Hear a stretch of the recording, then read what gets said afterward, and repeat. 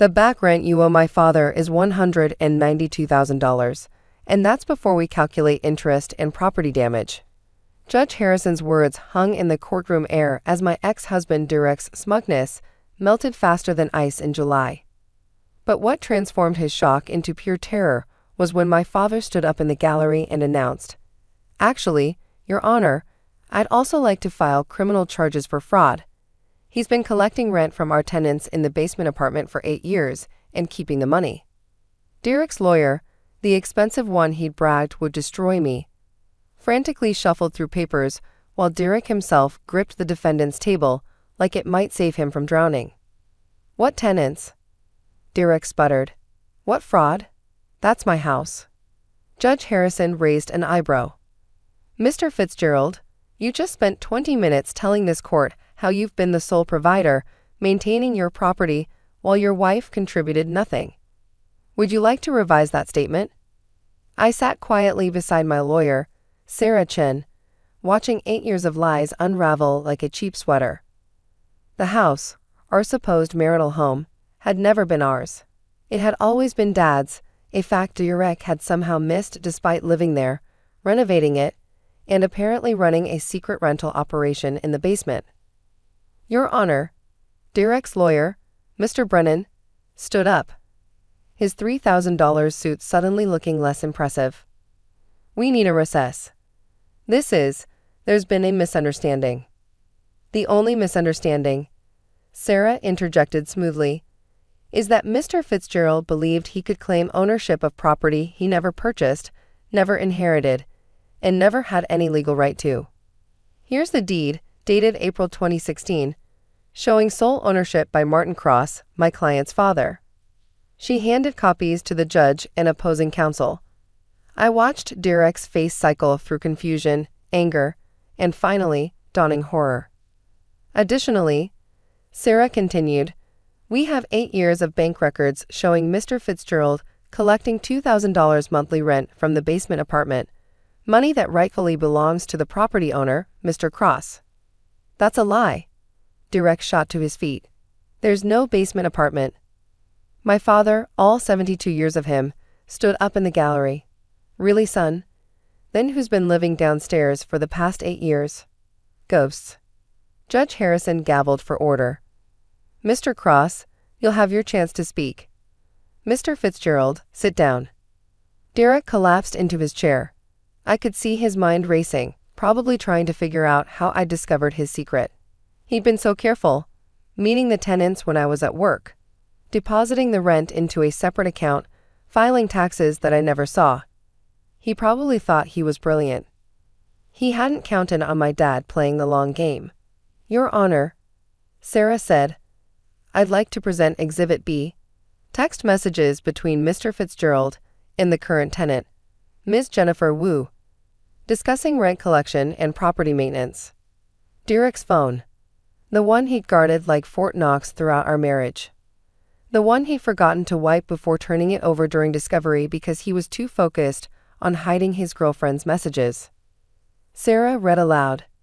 "December 3rd, Ms. Wu. The water heater is acting up again. Mr. Fitzgerald. I'll come by tomorrow while my wife's at work. Remember, she doesn't know about the apartment, so don't answer the door if anyone else knocks. February 15th, Ms. Wu. Rent's in the usual account. Mr. Fitzgerald. Perfect. Remember, all communication goes through me, not the old man upstairs." Old man. I glanced at Dad, who was smiling like a chess player who'd just cornered a king. "Your Honor," Mr. Brennan tried again. "My client believed he had an arrangement with Mr. Cross." "An arrangement?" Judge Harrison leaned forward. "Mr. Fitzgerald, did you have written permission to collect rent on Mr. Cross's property?"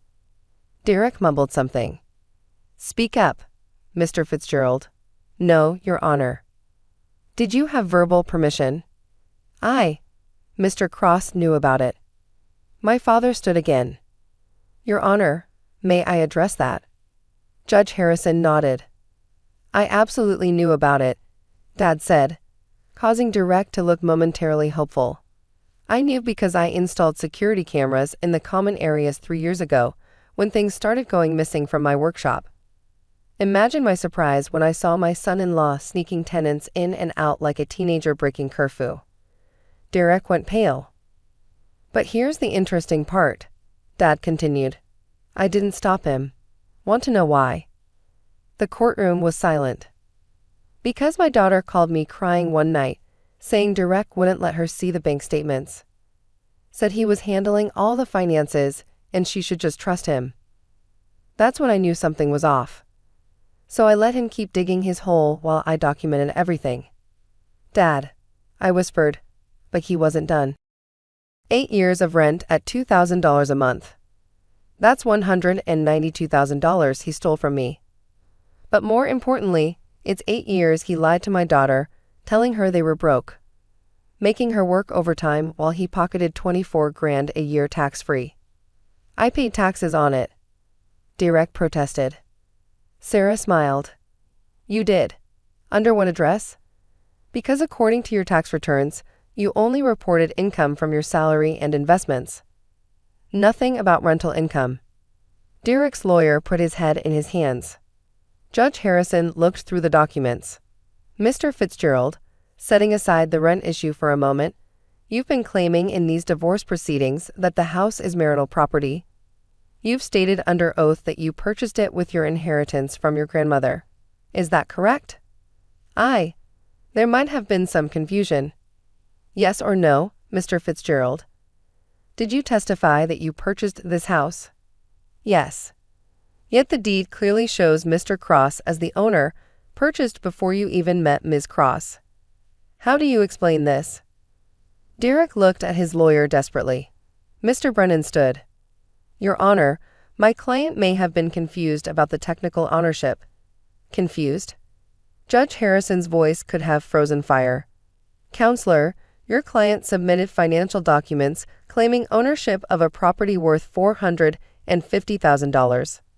That's not confusion, that's fraud. Furthermore, Sarah added, Mr. Fitzgerald has been claiming the mortgage interest deduction on his taxes for a property he doesn't own and isn't paying a mortgage on, since Mr. Cross owns the house outright. That was news to me. I turned to stare at Derek, who was now sweating through his shirt. Your Honor, Sarah continued, we'd like to amend our filing. In addition to standard divorce proceedings, we're seeking full restitution for the stolen rent money, penalties for tax fraud, and damages for intentional infliction of emotional distress. This is insane. Derek exploded. I improved that house.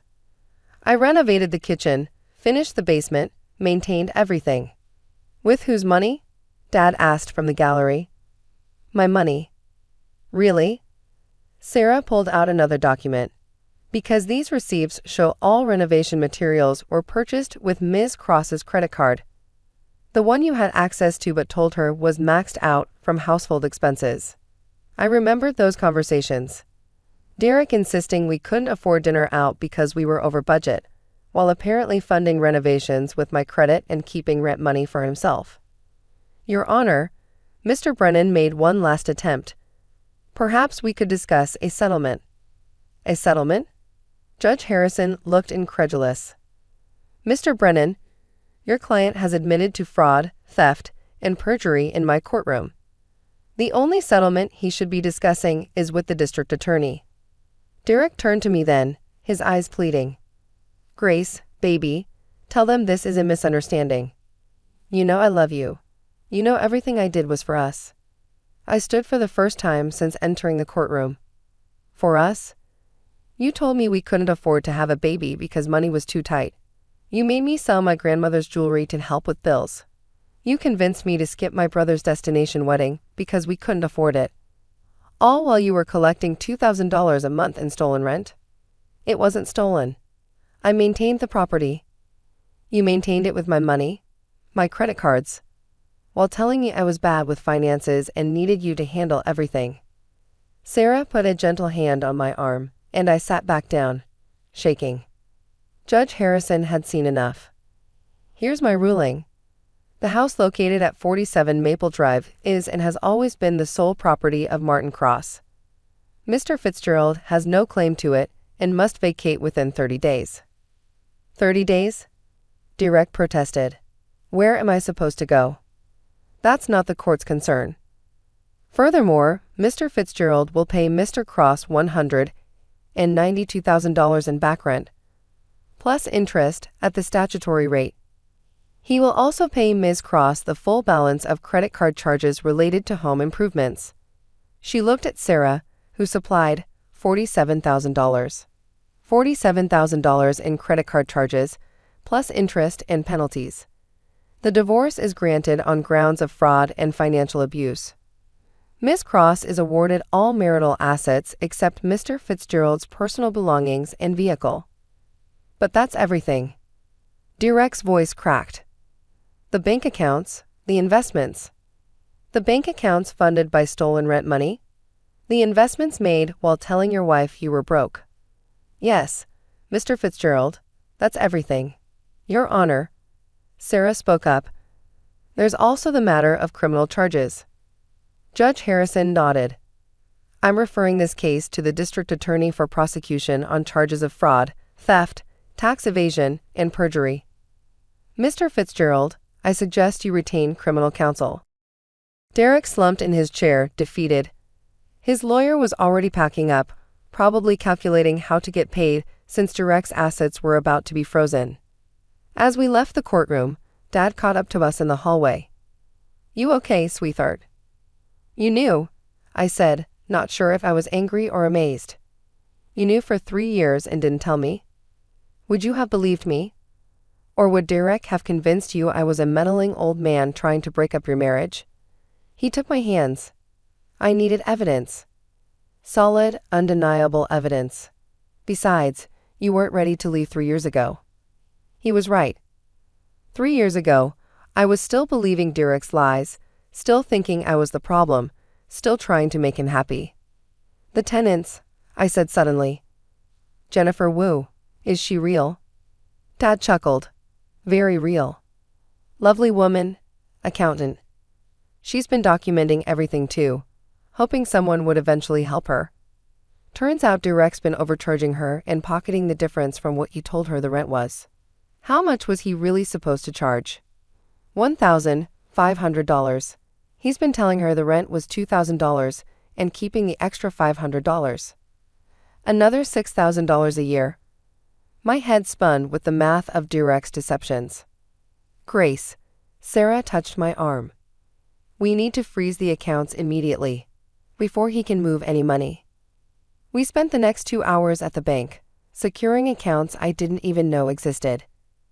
Derek had checking accounts, savings accounts, investment portfolios, all funded by his theft, all hidden from me during our marriage.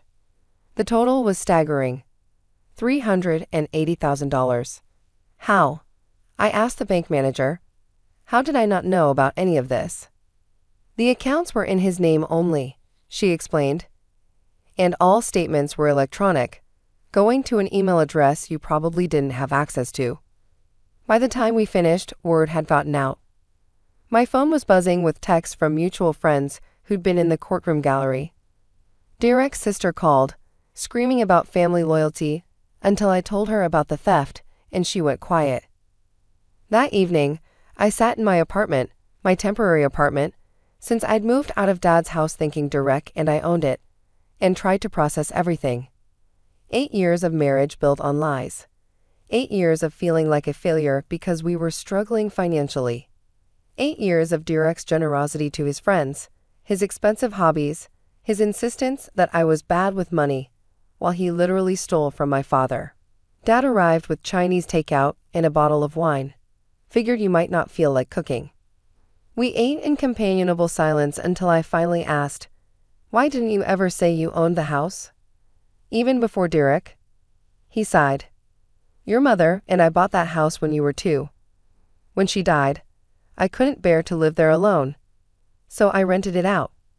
When you got engaged, I thought it would be perfect. You could live in your childhood home, build your own family there. I was going to surprise you, put it in your name as a wedding gift. But then I met Derek. Really met him, not the charming facade. I saw how he looked at the house, calculating its value. How he mentioned investment opportunities before he even proposed. So I kept it in my name, figuring I'd transfer it to you eventually, when I was sure. And you were never sure. No, sweetheart. I was sure. Sure he was wrong for you.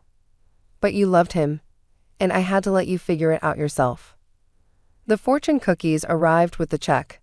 Mine read, "The truth will set you free, but first it will piss you off." I laughed, actually laughed, for the first time in months. 3 months later, Derek was arraigned on multiple charges. He pled guilty to avoid trial, receiving 5 years probation, community service, and orders to pay full restitution. He had to sell his car, his boat, I hadn't even known about the boat, and liquidate all the hidden investments. Jennifer Wu testified about the rent scheme. Turns out she wasn't the first tenant. Derek had been running this scam since year 1 of our marriage, rotating tenants every few years, always choosing young professionals who worked long hours and wouldn't ask questions. The divorce was finalized on a rainy Tuesday. I walked out of the courthouse owning nothing I hadn't earned myself, plus damages that would help me rebuild. Derek walked out facing monthly restitution payments that would take him 20 years to complete. "You ruined my life." He spat at me on the courthouse steps. "No," I replied calmly. "You ruined your own life. I just found the receipts." Dad was waiting by his car. "So about that house. Keep it in your name," I said firmly. "I want to buy my own place. With my own money. No lies, no schemes, no secrets." He smiled. "That's my girl. Although Jennifer's lease is up next month if you want a roommate. She's looking for a new place, somewhere her landlord isn't a criminal." I thought about it. A fellow victim of Derek's schemes.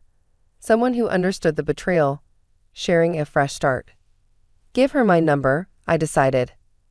6 months later, Jennifer and I moved into a townhouse downtown, my name on the deed, my credit rebuilding, my life finally my own. Dad still owned the Maple Drive house, now properly managed by a legitimate property company.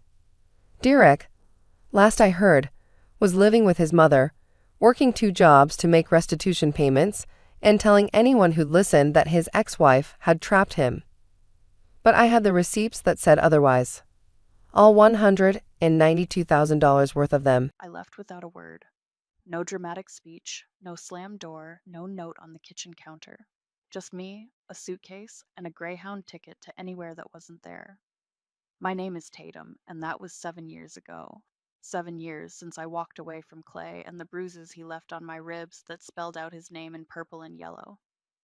7 years since I decided I'd rather sleep in my Honda Civic than in a bed next to someone who thought love meant ownership. The first year was hell.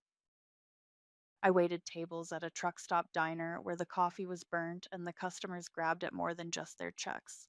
I slept in my car behind a 24-hour Walmart, showering at the gym I couldn't really afford. But I was free, broke, exhausted, and eating ramen for every meal, but free. "You look like you've been through it," Harold said the day I answered his Craigslist ad for construction help. He was this weathered guy in his 50s, all calloused hands and kind eyes. "You ever swing a hammer?" "No, but I learned fast." He taught me everything: how to spot water damage, how to negotiate with suppliers, how to see potential in places other people saw only problems.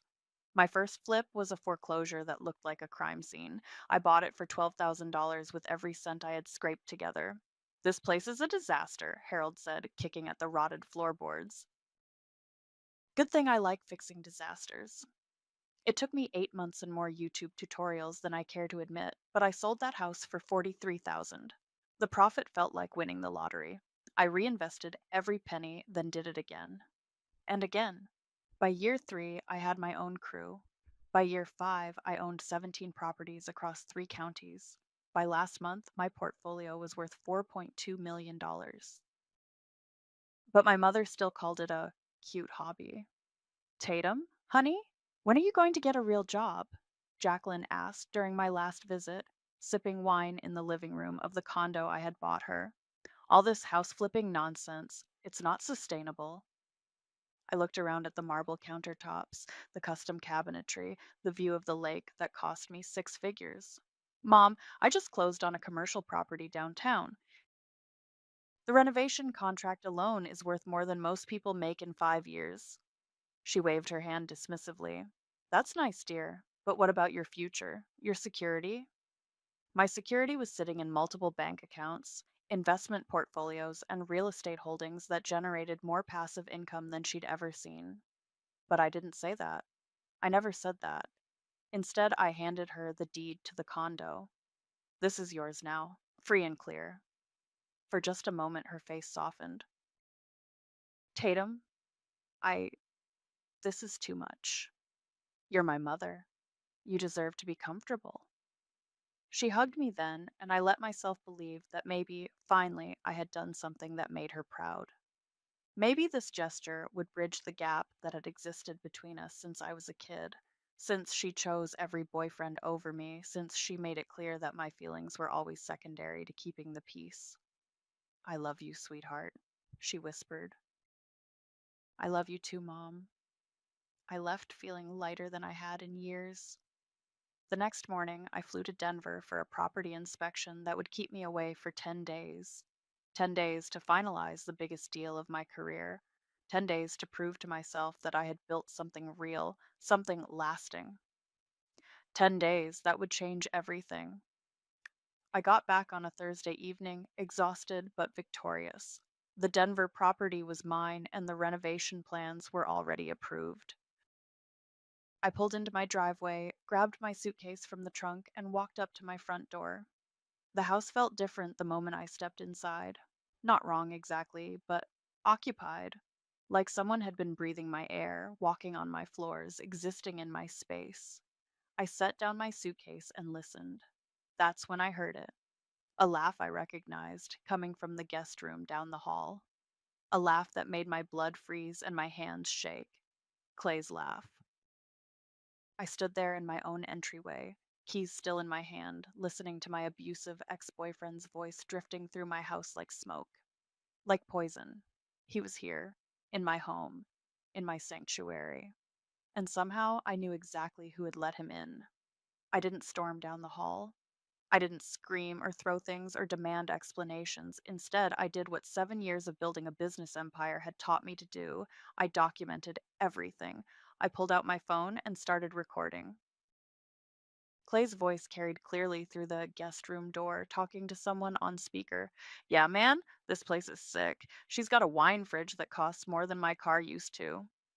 I took photos of his motorcycle boots by my front door, his leather jacket thrown over my dining room chair, a half empty beer bottle on my coffee table, leaving a ring on the wood I'd personally refinished. The security system I'd installed last year had been recording everything. I pulled up the app and scrolled through 10 days of footage. There he was on day 2, walking through my front door like he owned the place. My mother right behind him, carrying grocery bags. My hands were steady as I saved every file to 3 different cloud accounts. Tatum? My mother's voice came from the kitchen. Is that you, honey? I walked in to find her cooking dinner. In my kitchen, using my groceries. Clay sat at my breakfast bar like this was the most natural thing in the world. Hey, babe, he said, not even looking up from his phone. How was your trip? The casual way he said, babe, made my skin crawl. Like we were still together. Like he hadn't put his hands around my throat the last time I saw him. What is he doing here? I asked my mother. She stirred something on the stove, not meeting my eyes. Clay needed a place to stay for a few days. His apartment flooded. So you brought him to my house. Our house, she corrected. I live here too now, remember? And Clay is like family. Like family. The words hit me like a physical blow. He's not family, Mom. He's my ex-boyfriend who made some mistakes, she interrupted. People change, Tatum. You can't hold grudges forever. Clay finally looked up, and that smirk I remembered too well spread across his face. Come on, T. Water under the bridge, right? I stared at him, at the scar above his left eyebrow from where he'd punched a wall after I'd refused to give him money. At the hands that had grabbed my wrists hard enough to leave marks, at the mouth that had called me worthless, stupid, a waste of space. How long has he been here? I asked. Just since Tuesday, my mother said quickly. I checked my security footage again. Clay had been here since the day after I left. 9 days. I need to make a phone call, I said. I went to my home office and closed the door. My hands were shaking now, but not from fear. From rage so pure, it felt like electricity in my veins. I dialed Taylor's number. Tatum? How is Denver? Taylor, I need you to listen carefully. Clay is in my house. Silence, then. Your abusive ex? Clay? The one we got the restraining order against? That's the one. My mother let him stay here while I was gone. Jesus Christ, are you safe? Do you need me to call the police? I'm safe, but I need you to pull out those LLC documents we drafted last year. The ones with the asset protection clauses. Another pause. Do we finally get to use the nuclear option? We're about to find out. I hung up and sat in my office chair, staring at the framed photo on my desk. It was from the day I'd closed on my first commercial property. Harold had insisted we celebrate, so we'd gone to this little diner where the pie was legendary. You know what the difference is between you and most people? He'd said over coffee. Most people see problems and run. You see problems and figure out how to profit from them. I'd laughed then. Is that what I do? That's exactly what you do, and it's going to make you rich. He was right. Every challenge in my life had become a stepping stone. Every setback had taught me something valuable. Every person who'd underestimated me had given me an advantage they didn't even know they were giving.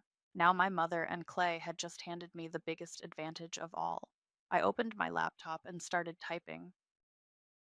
Transfer documents, trust modifications, LLC restructuring. Every asset I owned was about to become untouchable. A knock on my office door interrupted me. Tatum? My mother's voice. Dinner's ready. I'll be right there. I saved my work and closed the laptop. When I opened the door, she was standing there with that same concerned expression she'd worn my whole childhood whenever she was about to ask me to be the reasonable one.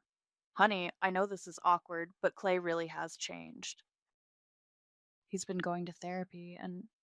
Mom, I said quietly, how much do you think this house is worth? She blinked. What? The market value. What do you think it's worth? I I don't know. Maybe 800,000? I nodded. 1.2 million actually. I had it appraised last month. Her face went pale. Just so we're clear on exactly what you've put at risk by inviting him here. I walked past her toward the kitchen where Clay was helping himself to a second beer from my refrigerator. The game had officially begun. The next morning, I was up at 5 a.m. moving money like a chess master positioning pieces.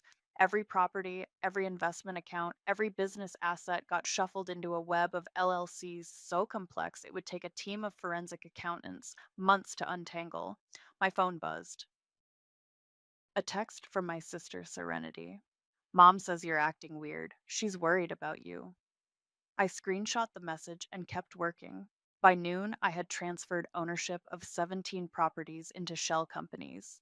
The condo I'd given my mother. That was the crown jewel of my strategy. I pulled up the deed and smiled at the fine print Taylor and I had buried in there months ago. My phone rang. Taylor. The transfers are complete, he said. Everything's locked down tighter than Fort Knox. But Tatum, are you sure about this? Once we trigger the next phase, there's no going back. I'm sure. What about your mother? She's going to lose. She made her choice when she let him into my house. I hung up and called my real estate agent. Marcus? It's Tatum. I need you to list the Lakewood condo. Today. The one you just gave to your mom? Tatum, that's. Are you sure? The deed has a revocation clause. I'm exercising it. Jesus. Okay, what's the asking price? Whatever gets it sold fastest. 3 hours later, I had a cash offer, above asking price. I was in my office finalizing the sale when Clay knocked on my door. Hey, can we talk? I looked up from my laptop. He was leaning against the doorframe like he owned the place, wearing the same cocky expression that used to make my stomach drop. What do you want, Clay? Look, I know this is weird, me being here and all, but your mom thought it would be good for us to clear the air. Clear the air? Yeah, I mean, we were together for 3 years. That's gotta count for something, right? I saved my work and closed the laptop. What exactly do you think it counts for? He stepped into my office, uninvited. I've been thinking about us a lot lately, about what we had. What we had was you putting your hands on me. That was different. I was in a bad place then, drinking too much, stressed about work. You choked me, Clay. I never meant to hurt you. You broke my ribs. That was an accident. I stood up. Get out of my office. Come on, T. Don't be like this. Your mom says you've done really well for yourself. Maybe we could be partners or something. I've got some business ideas. Get out! He held up his hands. Fine, fine. But think about it, okay? We could be good together again. After he left, I sat there for a full minute, hands clenched so tight my knuckles went white. Then I picked up my phone and called Marcus back. The condo sold. When can we close? Tomorrow, if you want. The buyers are eager. Perfect. My phone buzzed again. Another text from Serenity. Seriously, what's going on? Mom says you're being hostile. This time I called her. Serenity, I need to ask you something, and I need you to be honest. Okay. Did you know Clay was staying at my house? Silence. Serenity? Mom said it was temporary, just until he got back on his feet. And you thought that was okay? I I don't know. Mom said you two had talked about it. We didn't talk about anything. I came home from a business trip and found my abusive ex-boyfriend drinking beer in my kitchen. Oh my God. Tatum? I didn't know. What else don't you know? What else has mom told you that isn't true? I don't understand. Come over tonight. We need to talk. She arrived at 7, looking nervous. Clay and my mother were out at dinner, which was perfect timing. Want some tea? I asked. Sure. I made us both chamomile and sat across from her at my kitchen table. Then I slid a manila folder across to her. What's this? Open it. She did. Her face went pale as she flipped through the pages. Property deeds, bank statements, LLC documents, all of it showing exactly how much I was worth and exactly how I'd protected it. Tatum, you own all of this? Every penny earned by myself, every property bought with money I made flipping houses. She kept reading. Wait, this says the condo mom's living in? You sold it?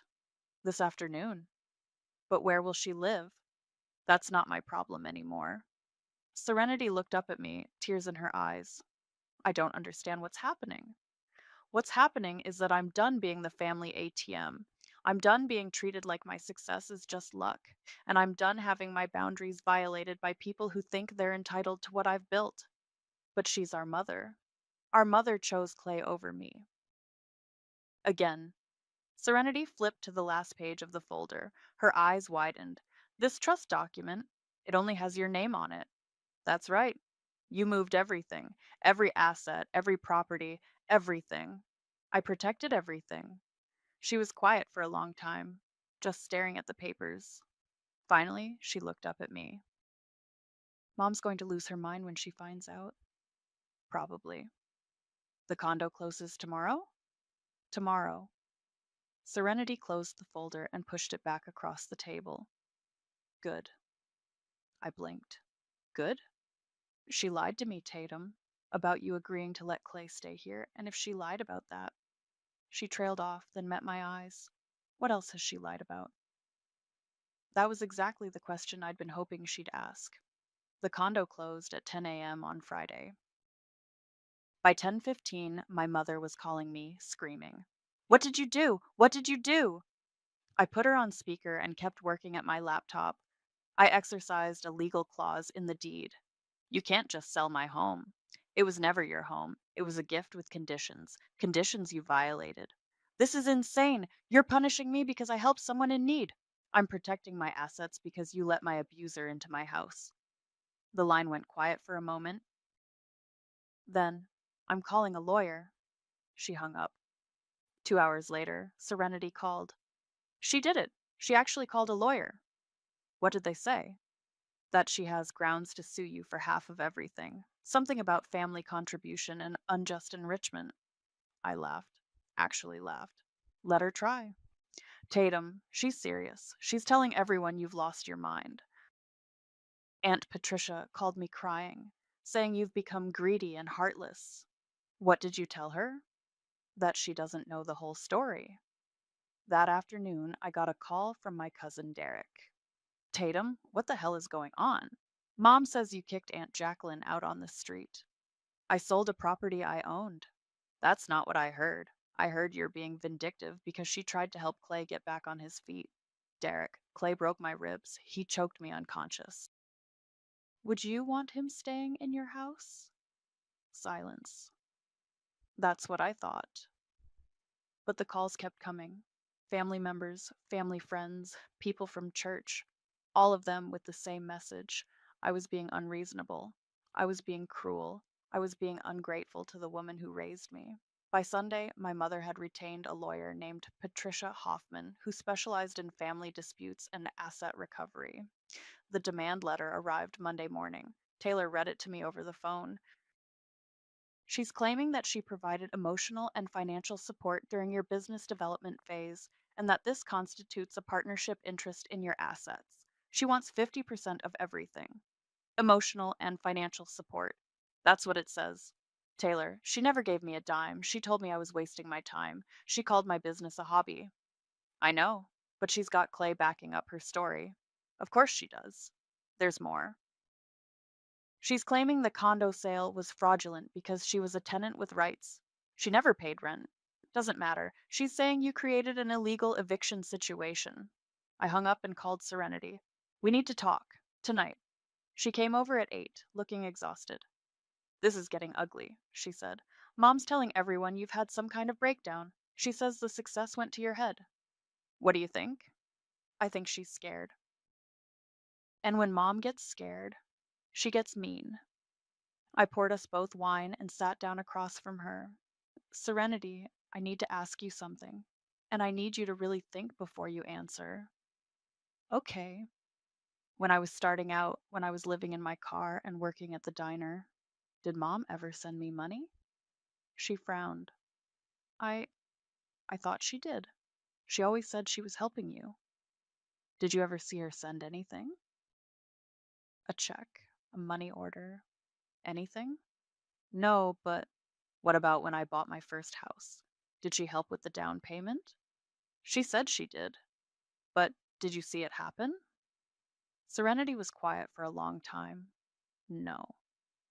Do you remember when Grandma died? When we were supposed to inherit her savings? Mom said there wasn't anything left after the funeral expenses. I went to my office and came back with another folder. Grandma left $43,000. I found the probate records last year when I was doing research for a property near her old neighborhood. Serenity opened the folder and read. Her face went white. This says Mom was the executor. This says she withdrew everything 6 months after the funeral. Keep reading. She bought a car, a vacation to Mexico. She gave Clay $5,000 for a motorcycle. Serenity looked up at me, tears streaming down her face. She stole from us. She stole from Grandma, from you. From me. But why would she? Because she could. Because she knew we'd never question her. Because she spent our entire lives making us believe that questioning her makes us bad daughters. Serenity wiped her eyes. What are you going to do? I'm going to fight her lawsuit, and I'm going to win. How can you be so sure? Because I have something she doesn't. What? The truth. And documentation to prove it. My phone buzzed. A text from an unknown number. You think you're so smart. We'll see how smart you are when you lose everything. See, I showed Serenity the message. He's threatening you. He's scared. They both are. Why? Because they know what I know, which is, I smiled and poured myself more wine, that this was never about Clay needing a place to stay. This was about them working together to get access to my money. And I can prove it. Serenity stared at me. How? Remember when you said Clay was still using my Netflix password? Yeah, so? I never gave him that password. The only way he could have it is if someone who lives in this house gave it to him. Mom. Mom. Which means they've been in contact a lot longer than she's been telling us. Serenity leaned back in her chair. Oh my God. Tomorrow I'm filing a countersuit. Fraud, theft, conspiracy, and emotional distress. Tatum, she's still our mother. No, I said quietly. A mother protects her children. She doesn't feed them to wolves. The harassment started 3 days after I filed the countersuit. My business phone rang at 6 a.m. When I answered, Clay's voice slurred through the speaker.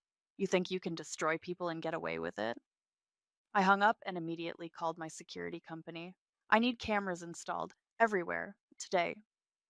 By noon, I had a dozen high definition cameras covering every angle of my property, motion sensors, audio recording, night vision, the works. Good thing, because that evening I caught Clay trying to jimmy my back door. Taylor, I'm sending you footage right now. Jesus, Tatum, file a police report immediately. Already done. But the cops said they couldn't arrest him based on video alone. They needed to catch him in the act. So I waited. The next morning, Serenity called, sobbing. She's telling everyone you're having a mental breakdown. She's saying you've become paranoid and delusional. What did you tell them? The truth, that you're protecting yourself from people who want to steal from you. How did that go over? Aunt Patricia hung up on me. Derek said I've been brainwashed by your success complex. I'm sorry, Serenity. Don't be. I'd rather know the truth than live in their fantasy world. That afternoon, I was reviewing security footage when I spotted something that made my blood run cold. My mother, standing in my driveway at 2 a.m. the night before, talking to Clay. She was holding papers. I zoomed in and enhanced the image. The papers looked like building blueprints. I called Taylor immediately. They're planning something. I need you to see this footage. He came over within an hour. We watched the video together in my office. She's showing him the layout of your house, Taylor said. Look, she's pointing to the windows, the doors. Why would she do that? Maybe they're planning a break in. Make it look like a burglary, destroy evidence of your financial records. Or worse? Taylor looked at me sharply. What do you mean? Clay used to threaten to burn down my apartment when we were together, said if he couldn't have me, nobody could. We need to call the police again. With what? A video of my mother talking to someone in my driveway. They'll say it's a family dispute. Then what do? We get smarter. I spent the next 2 days digging through every piece of documentation I could find about my mother's finances, bank records, credit reports, tax returns. What I discovered made me sick. She'd been lying about money for years. The retirement fund she claimed to have cashed out to help me, still intact. The second mortgage she said she took out when I was in college never happened. The financial hardship that supposedly prevented her from helping me when I was homeless? She'd had $37,000 in savings the entire time. But the worst discovery came when I found an old photo album in my closet. Pictures from my childhood, family vacations, birthday parties. And there, in a photo from my 16th birthday party, was Clay. Clay, who I supposedly met when I was 22. Clay, who my mother claimed she'd never seen before I brought him home. Clay, who was standing next to my mother in this photo, his arm around her shoulders, both of them laughing. I called Serenity immediately. I need you to come over, now. What's wrong? Just come, and bring any old photo albums you have. She arrived 20 minutes later with a shoebox full of pictures. What are we looking for? Clay. We spread the photos across my dining room table and started sorting. It didn't take long to find what I was looking for. There, Serenity whispered, pointing to a Christmas photo from when I was 17. He's in the background. And here. I held up a picture from a family barbecue. He's talking to Uncle Mike. And here, Serenity's voice was barely audible. He's, oh my God, Tatum, he's helping mom carry groceries. We found 12 photos spanning 5 years. Clay at family events, Clay helping with yard work, Clay sitting at our kitchen table playing cards with my mother. She knew him before you did, Serenity said. She introduced us. Why would she? Because she wanted someone to control me, someone to keep me dependent and small. Serenity sank into a chair. This is insane. This is calculated. My phone rang. My mother's number. Answer it, Serenity said. Put it on speaker. Hello, Mom. Tatum, honey, I think we need to talk. This lawsuit is getting out of hand. I agree. Really? Oh, thank goodness. I was hoping you'd come to your senses. I have. That's why I'm not dropping the countersuit. Silence. What countersuit? The one where I'm suing you for fraud, theft, and conspiracy. Conspiracy? Tatum, you're being ridiculous. Am I? Tell me, Mom, how long have you known Clay? Another pause, longer this time. I met him when you brought him home. That's interesting, because I have photos of him at family events from when I was 16. The line went dead quiet. I could hear her breathing. Mom, those photos don't prove anything. They prove you've been lying about everything. You can't prove. I can prove you stole grandma's inheritance. I can prove you lied about helping me financially. And I can prove you and Clay have been planning this for years. Planning what? To take everything I've built. She hung up. Serenity looked at me with wide eyes. She didn't deny it. No, I said. She didn't. My phone buzzed. A text from my mother. Your mom never owned the condo. I stared at the message, confused. Then my phone buzzed again, this time from Serenity. Our mom. I looked up at her. She was holding her phone, tears streaming down her face. I didn't send that, she whispered. Then who did? We both looked at her phone. The message thread showed it coming from her number, but she was sitting right next to me. Someone else had access to her phone, someone who wanted us to know they were watching. Someone who was playing a much bigger game than we'd realized. The pretrial meeting was scheduled for Thursday morning at Taylor's office. I arrived early, carrying 3 bankers' boxes full of evidence. Jesus, Tatum? What's all this? Everything. Bank records, photos, phone logs, security footage. I want them buried so deep they'll need archaeological equipment to dig out. Taylor opened the first box and whistled.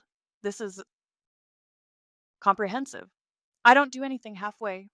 He pulled out a manila folder labeled Financial Fraud, Inheritance Theft, and flipped through it. These probate records are damning. Your mother withdrew $43,000 and spent it on personal expenses while telling you there was nothing left. Keep reading. He found the next folder. Clay's motorcycle purchase, $5,000, paid for by your mother. 3 months after your grandmother's death. Now you're getting it. Tatum, this isn't just fraud. This is a pattern of financial abuse spanning years. I know. The door opened and Serenity walked in, looking pale. How are you holding up? Taylor asked her. I've been better. I gave my statement to the court reporter yesterday. What did you tell them?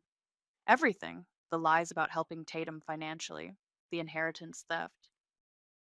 The fact that Clay was around our family for years before Tatum supposedly met him? Taylor nodded. That's going to be crucial testimony. My phone rang. Unknown number. Don't answer it, Serenity said quickly. Clay's been calling me from different numbers all week. What's he saying? That I'm a traitor, that I'm destroying our family, that I'll regret siding with you. Have you reported the harassment? The police say they can't do anything unless he makes a specific threat. Taylor looked up from the evidence boxes. Actually, we might be able to use this. If he's harassing witnesses, that's obstruction of justice. He's not that stupid, I said. Don't underestimate desperation, Taylor replied. People make mistakes when they're cornered.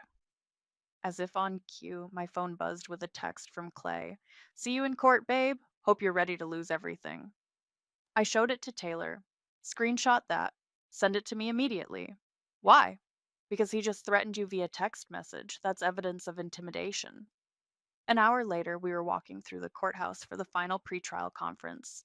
My mother's lawyer, Patricia Hoffman, was already there with my mother and Clay. Ms. McBride, Hoffman said as we approached, I hope you're prepared to be reasonable today. I'm prepared to present facts, I replied. Facts can be interpreted many ways. Family relationships are complex. Theft is pretty straightforward. We sat down at the conference table. The mediator, Judge Martinez, reviewed the case files. This is quite a situation, he said. Ms. Jacqueline, you're claiming a 50% interest in your daughter's business assets based on familial support and contribution? That's correct, Your Honor. I provided emotional and financial support during her early business development. And Ms. Tatum, you're countersuing for fraud and theft? Among other things, yes. Judge Martinez looked at Clay. And you are? Clay Simmons. I'm here to support Jacqueline. I witnessed her contributions to Tatum's business. I see. The judge flipped through more papers. Ms. Tatum, it says here you're claiming your mother stole inheritance money? Taylor opened one of our evidence boxes. Your Honor, we have probate records showing that Ms. Jacqueline withdrew $43,000 from her deceased mother's estate and spent it on personal expenses, including a $5,000 motorcycle for Mr. Simmons, while telling her daughters there was no inheritance. Hoffman leaned forward. Those expenditures were legitimate estate expenses. A motorcycle is an estate expense? Taylor asked. Transportation costs related to estate management. For someone who wasn't the executor's employee or contractor? Judge Martinez held up his hand. Let's focus on the primary claim. Ms. Jacqueline, what specific financial contributions did you make to your daughter's business? My mother straightened in her chair. I provided seed money for her first property purchase, $12,000. Do you have documentation of this loan or gift? It was a family matter. We didn't formalize it with paperwork. Taylor slid a bank statement across the table. Your Honor, this shows Ms. Tatum's account activity from that time period.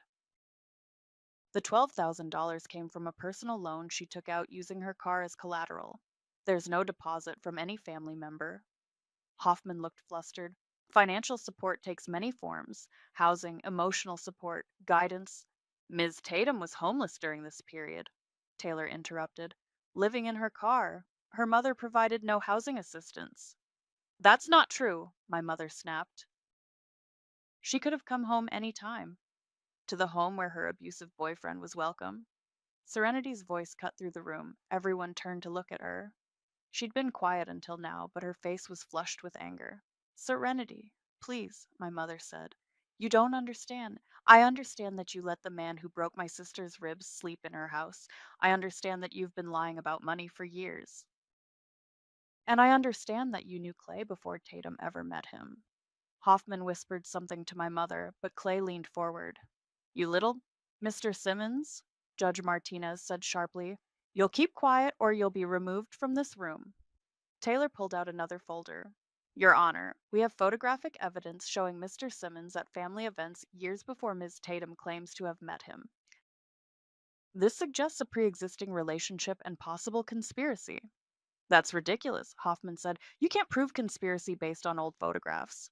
Actually, Taylor said, we can, because we also have phone records showing regular contact between Ms. Jacqueline and Mr. Simmons throughout the period when Ms. Tatum was building her business, including calls made the day before each major property purchase. The room went silent. Judge Martinez looked at the evidence, then at my mother. Ms. Jacqueline, is there anything you'd like to clarify about your relationship with Mr. Simmons? My mother's face had gone white. I, we, he's like family. That's not what I asked. Hoffman whispered urgently to my mother, then looked up. Your Honor, we'd like to request a brief recess to consult with our clients. Denied. Answer the question, Ms. Jacqueline. My mother looked at Clay, then at me, then back at the judge. I refused to answer on the grounds that it might incriminate me. The judge raised his eyebrows. Interesting choice of words. Taylor smiled and reached for another box of evidence. Your Honor, there's something else the court needs to see. The actual trial started 2 weeks later. The courtroom was packed with family members, most of them glaring at me like I'd committed some unforgivable sin. My mother's lawyer opened with a sob story about maternal sacrifice and ungrateful children. She painted me as a cold hearted daughter who'd forgotten where she came from, who owed everything to her mother's love and support. Jacqueline McBride gave her daughter the foundation for success. Hoffman told the jury she provided emotional guidance, financial assistance, and a stable home environment. Now that Tatum has achieved wealth, she's attempting to rewrite history and deny her mother's contributions. When it was Taylor's turn, he walked to the evidence table and picked up a single photograph. Ladies and gentlemen, this case isn't about family obligations or maternal love. It's about fraud, theft, and a conspiracy that spans nearly a decade. He held up the photo of Clay at my 16th birthday party. The plaintiff claims she met Clay Simmons when her daughter brought him home at age 22.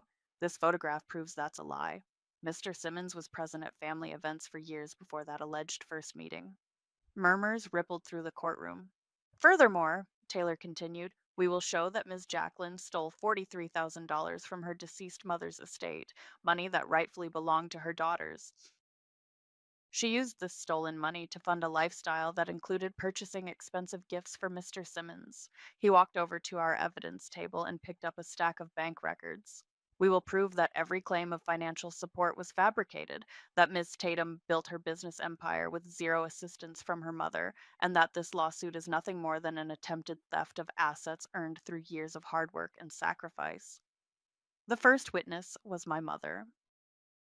Hoffman led her through a carefully rehearsed story about supporting my dreams, providing guidance, and watching me grow into a successful businesswoman.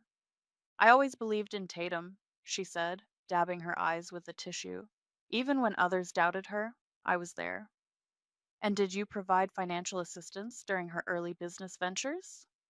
Yes, I gave her the down payment for her first property, $12,000 from my savings. Was this a loan or a gift? A gift. A mother's investment in her daughter's future. When Taylor stood up for cross examination, the temperature in the room seemed to drop 10 degrees. Ms. Jacqueline, you testified that you gave your daughter $12,000 for her first property purchase. Do you have any documentation of this gift? It was a family matter. We didn't need paperwork. I see. Do you have a bank record showing a $12,000 withdrawal from your account during that time period? I I don't recall the exact details. Taylor walked to the evidence table and picked up a bank statement. This is your bank statement from that month. There's no $12,000 withdrawal. In fact, your account balance never exceeded $3,000 during the entire period. My mother's face flushed. I may have used multiple accounts. We've subpoenaed all your financial records. There's no evidence of any such transaction. Well, it might have been cash. $12,000 in cash? Where did you get that much cash? I I saved it over time. Taylor picked up another document. This is your daughter's loan application from that same month. She used her car as collateral to borrow the $12,000 from First National Bank. The loan officer's notes indicate she specifically mentioned having no family financial support. The courtroom was dead silent. Ms. Jacqueline, did you lie under oath about providing this money? Hoffman jumped up. Objection! Argumentative! Sustained, the judge said. Rephrase. Ms. Jacqueline, is your testimony about the $12,000 gift accurate? My mother looked at Clay, then at her lawyer, then back at Taylor. I may have been mistaken about the amount. Were you also mistaken about knowing Mr. Simmons before your daughter met him? I don't understand the question. Taylor held up the birthday party photograph. This is your daughter's 16th birthday party. Do you recognize the man standing next to you? My mother stared at the photo for a long moment. That could be anyone. The court has had this photograph analyzed by a forensic expert. The facial recognition software confirms this is Clay Simmons. Would you like to change your testimony about when you first met him? I I might have met him briefly before, but how briefly? This photo is from 2007. Your daughter claims she met Mr. Simmons in 2013. That's 6 years, not briefly.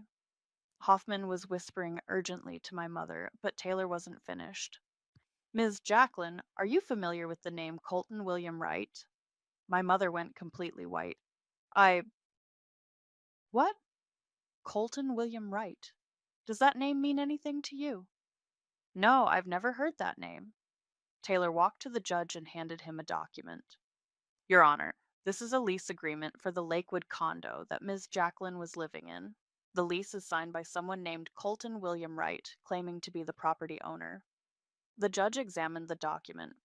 Ms. Jacqueline, did you sign a lease with Mr. Wright? I. Yes, but I thought he was Tatum's business partner. Did you verify his identity or his ownership of the property? I trusted that he was legitimate. Taylor smiled. Your Honor, Colton William Wright doesn't exist. It's a fictitious name. The lease Ms. Jacqueline signed is fraudulent, created to support her false claim of tenancy rights. The courtroom erupted. Family members were shouting, the judge was banging his gavel, and my mother was crying. Furthermore, Taylor continued when order was restored, we have evidence that Ms. Jacqueline created this false lease herself in an attempt to establish a legal standing for her lawsuit. That's not true, my mother screamed. I would never. Then perhaps you can explain why the lease was created on your home computer using your IP address 3 days after you were served with the eviction notice. The judge looked at my mother with disgust. Ms. Jacqueline, you're being charged with perjury and fraud. This case is dismissed with prejudice. He banged his gavel. Furthermore, I'm awarding Ms. Tatum damages for legal fees and emotional distress. The amount will be determined at a separate hearing. As the courtroom cleared, Clay grabbed my arm in the hallway. This isn't over, he hissed. Yes, I said quietly. It is. Two bailiffs appeared and escorted him away. There was a warrant out for his arrest on fraud charges. My mother sat alone on a bench outside the courtroom, crying. Serenity walked over and sat next to her. Mom, why did you do this? I just wanted what was fair, she whispered. Fair would have been supporting your daughter instead of trying to steal from her. I watched them from across the hall, feeling nothing but emptiness where anger used to be. Justice was served, but it tasted like ash. The court awarded me $847,000 in damages and legal fees. My mother lost her pension, her savings, and what was left of her reputation. Clay disappeared the day before his fraud hearing, leaving behind a trail of unpaid debts and angry creditors. I bought a house in Colorado, mountains, privacy, and 3,000 miles between me and the wreckage of my family.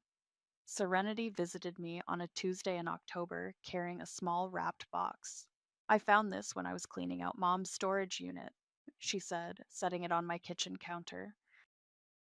How is she? Living with Aunt Patricia, working at a grocery store. She asks about you sometimes. What do you tell her? That you're doing well. I opened the box. Inside was a small photo album I'd never seen before. The cover was faded pink with "My Girls" written in my mother's handwriting. I almost threw it away, Serenity said, but I thought you should see it first. I flipped through the pages. Baby pictures, first steps, school plays, birthday parties. All of it from before Clay, before the lies, before everything went wrong. There was a photo of me at 7, standing in front of a rundown house with a for sale sign in the yard. I want to fix it, Mommy, I was saying in the photo, pointing at the broken shutters. My mother had written underneath, Tatum says she's going to buy this house someday and make it beautiful. I believe she will. She kept this, I said quietly. She kept everything. Every newspaper article about your business, every photo from your property flips. She had a whole scrapbook. Then why? I don't know. Fear, maybe. Pride. She always said you didn't need her anymore. I closed the album and set it aside. She was right. I didn't. But you wanted to. I looked at Serenity. What's that supposed to mean? The condo. You could have just kicked her out, but you bought her a place to live first. You could have cut her off completely, but you gave her a home. I gave her a gift with strings attached. You gave her a chance to prove she loved you more than she loved control. She failed the test. Yeah, she did. We sat in silence for a while, drinking coffee and watching the mountains through my kitchen window. Do you ever regret it? Serenity asked. The lawsuit? The evidence? All of it? No, not even a little. She stole from us, Serenity. She lied to us for years. She let my abuser into my house and then tried to steal everything I'd worked for. What exactly should I regret? Nothing, I guess. It's just, she's still our mother. No, I said firmly. A mother protects her children. A mother celebrates their success. A mother doesn't conspire with their abuser to steal their life's work. So what is she then? A woman who gave birth to me, nothing more. Serenity nodded slowly. I think I'm starting to understand that. Good. It took me 32 years to figure it out. My phone rang. Taylor's number. Tatum, I have news. Clay was arrested in Nevada. Fraud charges, identity theft, and violation of a restraining order from another ex girlfriend. How long will he get? 3 to 5 years, minimum. Maybe more if they find other victims. I hung up and told Serenity. Good, she said. He deserves worse. He'll get worse. Prison doesn't treat guys like Clay very well. That evening, Serenity helped me hang pictures in my new home office. Photos of my properties, awards from the Real Estate Association, a framed copy of my first deed. This one's my favorite, she said, pointing to a photo of Harold and me standing in front of my first successful flip. Mine too. He would be proud of you. I hope so. She picked up the pink photo album from the counter. What are you going to do with this? I took it from her and walked to the fireplace. The flames were already burning from the evening chill. Tatum? Wait. I held the album over the fire, then stopped. You know what? No. I walked back to the kitchen and put the album in a drawer. Why didn't you burn it? Because those little girls in those photos deserved better than they got, and burning their pictures won't change that. But you're keeping it? I'm keeping the reminder of who I was before I learned that family can be your worst enemy, of who I became after I learned that lesson. Serenity hugged me. I'm proud of you. For what? For surviving, for building something beautiful out of something broken, for protecting yourself when no one else would. I'm proud of you too. For what? For choosing the truth over comfort, for standing with me when it would have been easier to stay neutral. We're okay, aren't we?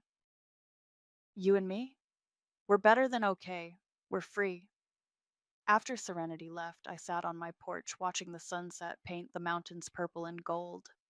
My phone buzzed with a text from an unknown number. I know where you live now. This isn't over. I screenshot the message and forwarded it to Taylor, then blocked the number. Clay could threaten me from prison if he wanted. I had security cameras, a state-of-the-art alarm system, and a restraining order with teeth. More importantly, I had something he could never take away, the knowledge that I'd won, not just in court, but in life. I'd escaped his abuse, built an empire, and exposed the people who'd tried to tear me down. I'd chosen my own family, Serenity, Taylor, Harold's memory, over the people who shared my DNA but not my values. The silence around me wasn't empty. It was peaceful. It was the sound of a life rebuilt on my own terms, with my own rules, surrounded by my own choices. And when the door finally closed behind them, my mother, Clay, and everyone who'd chosen their comfort over my safety, silence sounded like justice. It sounded like freedom. It sounded like home. The text came in at 2:47 p.m. while I was sitting in advanced developmental psychology, pretending to care about Piaget's stages of cognitive development. Did you sell your car? Some guy's towing it. My phone buzzed 12 more times in rapid succession. All missed calls from the same number I'd been dodging for 3 days. My name is Vada, and at 25, I thought I'd finally figured out how to adult. I had my master's program, my own house, my independence. What I didn't have was the ability to ignore my mother when she decided to blow up my phone during class. I grabbed my backpack and bolted for the parking lot, my heart hammering against my ribs. The space where my Honda Civic should have been was empty, except for oil stains and my own disbelief. The drive home felt like swimming through concrete. Every red light stretched into eternity while my mind raced through possibilities. Maybe it was repossessed. Maybe someone stole it. Maybe this was all some terrible mistake. But deep down, in that sick, twisted part of my gut that knew my family better than I wanted to, I already knew the truth. I found her exactly where I expected, sprawled across my couch like she owned the place, which technically she partially did. That was my first mistake. The remote was balanced on her stomach, and she was watching some daytime talk show about people who steal from their own children. The irony wasn't lost on me. "Oh good, you're home?" she said, without looking away from the screen. "I was wondering when you get my messages." "Where's my car, Mom?" Vivian finally turned to face me, and I saw that familiar expression, the one that said she was about to deliver news like it was a gift I should be grateful for. "I sold it." The words hung in the air between us like smoke. I stood there, keys still in my hand, staring at this woman who'd given birth to me 25 years ago, and apparently thought that gave her ownership rights over everything I touched. "You what?" "I got $6,500 for it. Cash." She said it like she'd just announced she'd won the lottery. "Monica helped me post it on Facebook Marketplace. You should have seen how fast people responded." Monica, of course. My mother's best friend and fellow enabler, always ready to help with whatever scheme would make them both feel important. "That wasn't your car to sell." "Honey, you're barely keeping up with your payments. I was helping you out." She sat up now, switching into what I called her concerned mother voice. "You're just a kid playing grown-up. These financial responsibilities are too much for someone your age." I'd heard variations of this speech my entire adult life. When I'd gotten my first apartment at 19, I was too young to live alone. When I'd started graduate school, I was taking on too much debt. When I'd bought this house at 24, the house we were currently sitting in, the house I'd worked 3 jobs to afford, I was getting in over my head. "I'm 25, Mum. I have a master's degree. I own this house." "We own this house," she corrected. And there it was. The reminder that, in a moment of guilt and misplaced love, I'd added her name to the deed. "For safety," she'd said. "In case something happened to me. What if I got sick? What if I couldn't make payments?" What I hadn't realized was that I was signing away my right to make decisions about my own life. The car was in my name only. "Details." She waved her hand dismissively. "I had the spare key, and frankly, Varda, you weren't using it responsibly. Driving to school every day when you could take the bus, wasting gas money you don't have." I could feel something cold and sharp crystallizing in my chest. Not anger. Anger was hot and messy, and led to screaming matches that went nowhere. This was something else entirely. Something calculated. "Where's the money?" "I deposited it into my account for safekeeping." "You know how you are with money?" I didn't know how I was with money, actually, because I'd never had any real problems managing it. I paid my bills on time, kept a budget, even had a small emergency fund. But according to my mother, I was one impulse purchase away from financial ruin. "I want it back." "Varda, sweetie, you're being dramatic. This is what mothers do. We make the hard decisions our children can't make for themselves." I nodded slowly, like I was considering her words. Like maybe she had a point. Like maybe I really was just a kid playing grown-up who needed her mommy to sell her car without permission. Then I walked to my filing cabinet. "What are you doing?" I pulled out the folder labelled House Documents and flipped through until I found what I was looking for. The deed. Both our names printed in official black ink. Just checking on something. I pulled out my phone and scrolled through my contacts until I found the number I needed. "Talon? It's Vader." "I need to see you tomorrow. It's time." "Who's Talon?" my mother asked, but I was already walking toward my bedroom. "A friend." "Varda, don't you walk away from me when I'm talking to you." I stopped at my doorway and turned back. She was sitting up straighter now, the remote forgotten on the coffee table. For the first time since I'd walked in, she looked uncertain. "We're done talking, Mum. You sold my car. Without asking. Without telling me. You took $6,500 that belonged to me and put it in your account." I kept my voice level, almost conversational. "There's nothing left to discuss. I was protecting you from yourself. You'll thank me later." "Will I?" She stood up and followed me down the hallway. You're acting like a child. This is exactly why you need guidance. You can't see the bigger picture. I pulled out my laptop and opened it on my bed. My mother hovered in the doorway, like she was afraid to cross some invisible line. What bigger picture is that? You're drowning in student loans, you work part-time at that clinic, and you're trying to maintain a house you can barely afford. The car payment was just another burden. I never missed a car payment. Yet. That word hung between us like a challenge. Yet. Like she was waiting for me to fail, planning for it, maybe even hoping for it, so she could swoop in and save me from myself.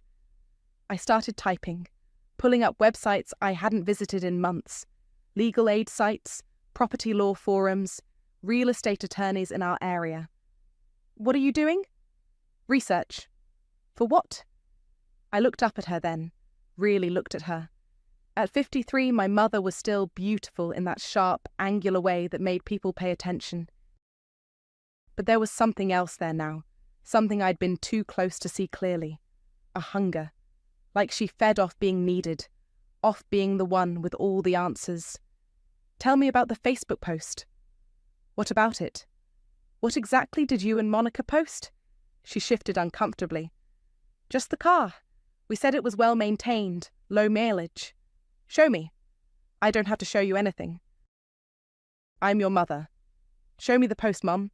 She pulled out her phone with exaggerated reluctance, scrolling through Facebook until she found it.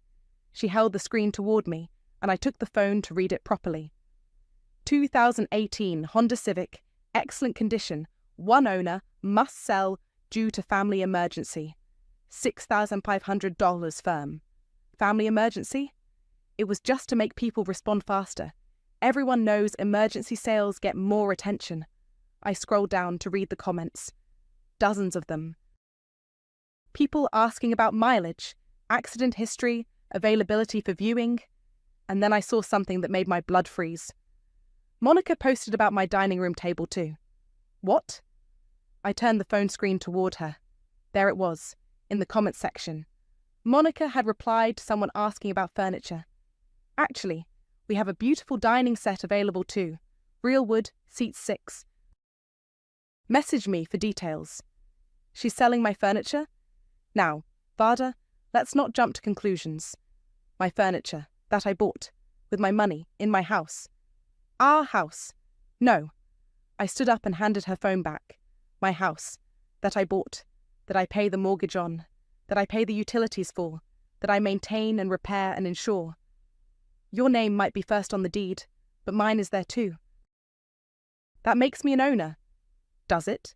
Something in my tone must have warned her because she took a step back. Of course it does. We went to the lawyer together.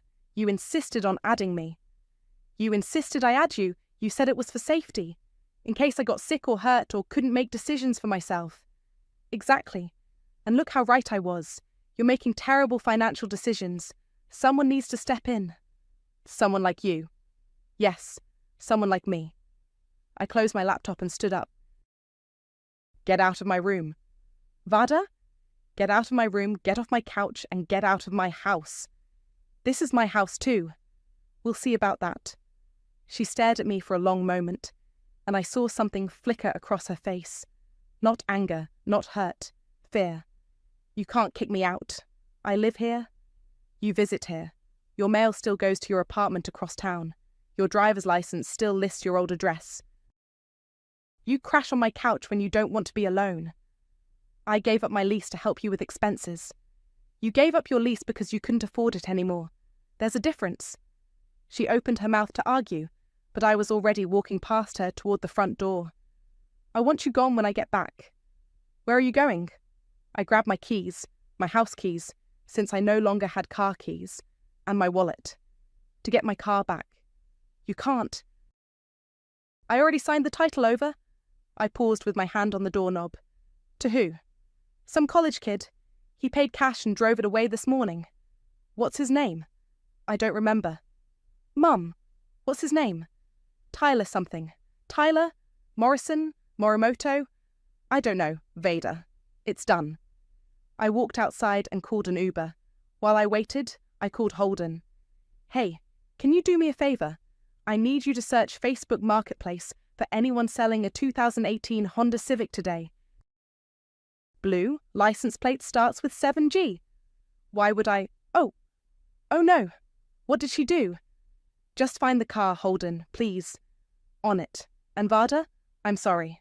Don't be sorry yet. Be sorry tomorrow. Talon's office smelled like leather and coffee, the kind of place that charged by the hour and made you feel like your problems were solvable if you had enough money. I'd met him 2 years ago when I bought the house, a quiet guy in his 30s who specialized in real estate law and didn't ask unnecessary questions. So she sold your car, he said, reviewing the documents I'd brought. Without your permission, using a spare key. Yes? And now you want to remove her from the property deed? Yes. He leaned back in his chair, studying the paperwork. This is legally possible, but it's going to get messy. She's listed as a joint tenant with rights of survivorship. What does that mean in plain English? It means if something happened to you, the house would automatically become hers. But it also means you can't just remove her without her consent or a court order. What if I can prove she was added under false pretenses? Explain. I pulled out my phone and showed him screenshots I'd taken of our text conversations from 2 years ago. Look at these messages. She convinced me to add her by saying it was temporary, just for emergency purposes. She said she'd never interfere with my decisions about the property. Talon scrolled through the messages, his expression unreadable. This helps, but it's not ironclad. Did she contribute any money to the purchase? Not a penny. I have bank records showing all payments came from my accounts. Good. What about mortgage payments, utilities, maintenance? All me.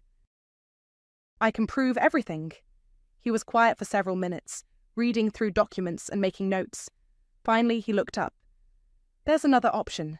You could sell the house and buy a new one, in your name only. I don't want to sell. I love that house. I picked it out, I fixed it up, I made it mine. Then we'll need to file a petition action. Basically, we ask the court to divide the property.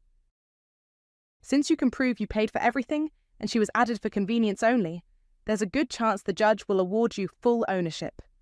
How long does that take? 4 to 6 months. Maybe longer. I felt something deflate in my chest. I can't live with her for 6 months. Not after this. There might be a faster way. He pulled out a different form.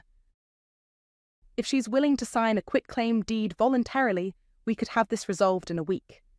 She'll never sign voluntarily. People change their minds when they realize the alternative is a lengthy court battle they're likely to lose. I stared at the form. What would I need to do? First, we file the partition action. That shows we're serious. Then we present her with the quitclaim deed as an alternative. Sign this, or fight us in court for months while paying legal fees. And if she still refuses? Then we go to trial.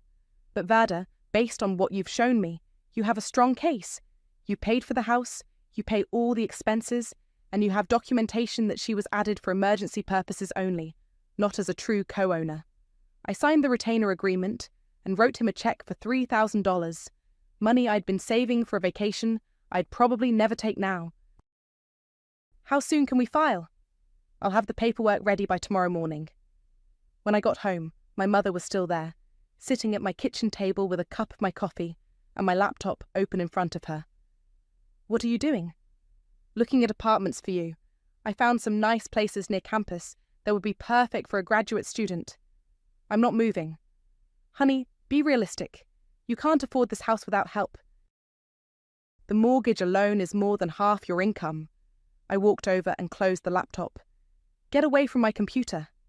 I'm trying to help you. By selling my car and looking for apartments I didn't ask you to find. By being practical. You're in over your head, and instead of admitting it, you're lashing out at the one person trying to help you. My phone buzzed. A text from Holden. Found your car. Kid named Tyler posted it for sale again. Wants $7,200. Says he needs to make a quick profit. Want me to call him? I showed my mother the message. Your buyer is already trying to flip my car for more money. That's not my problem. Actually, it is, because you forged my signature on the title transfer. Her face went pale. I did not forge anything.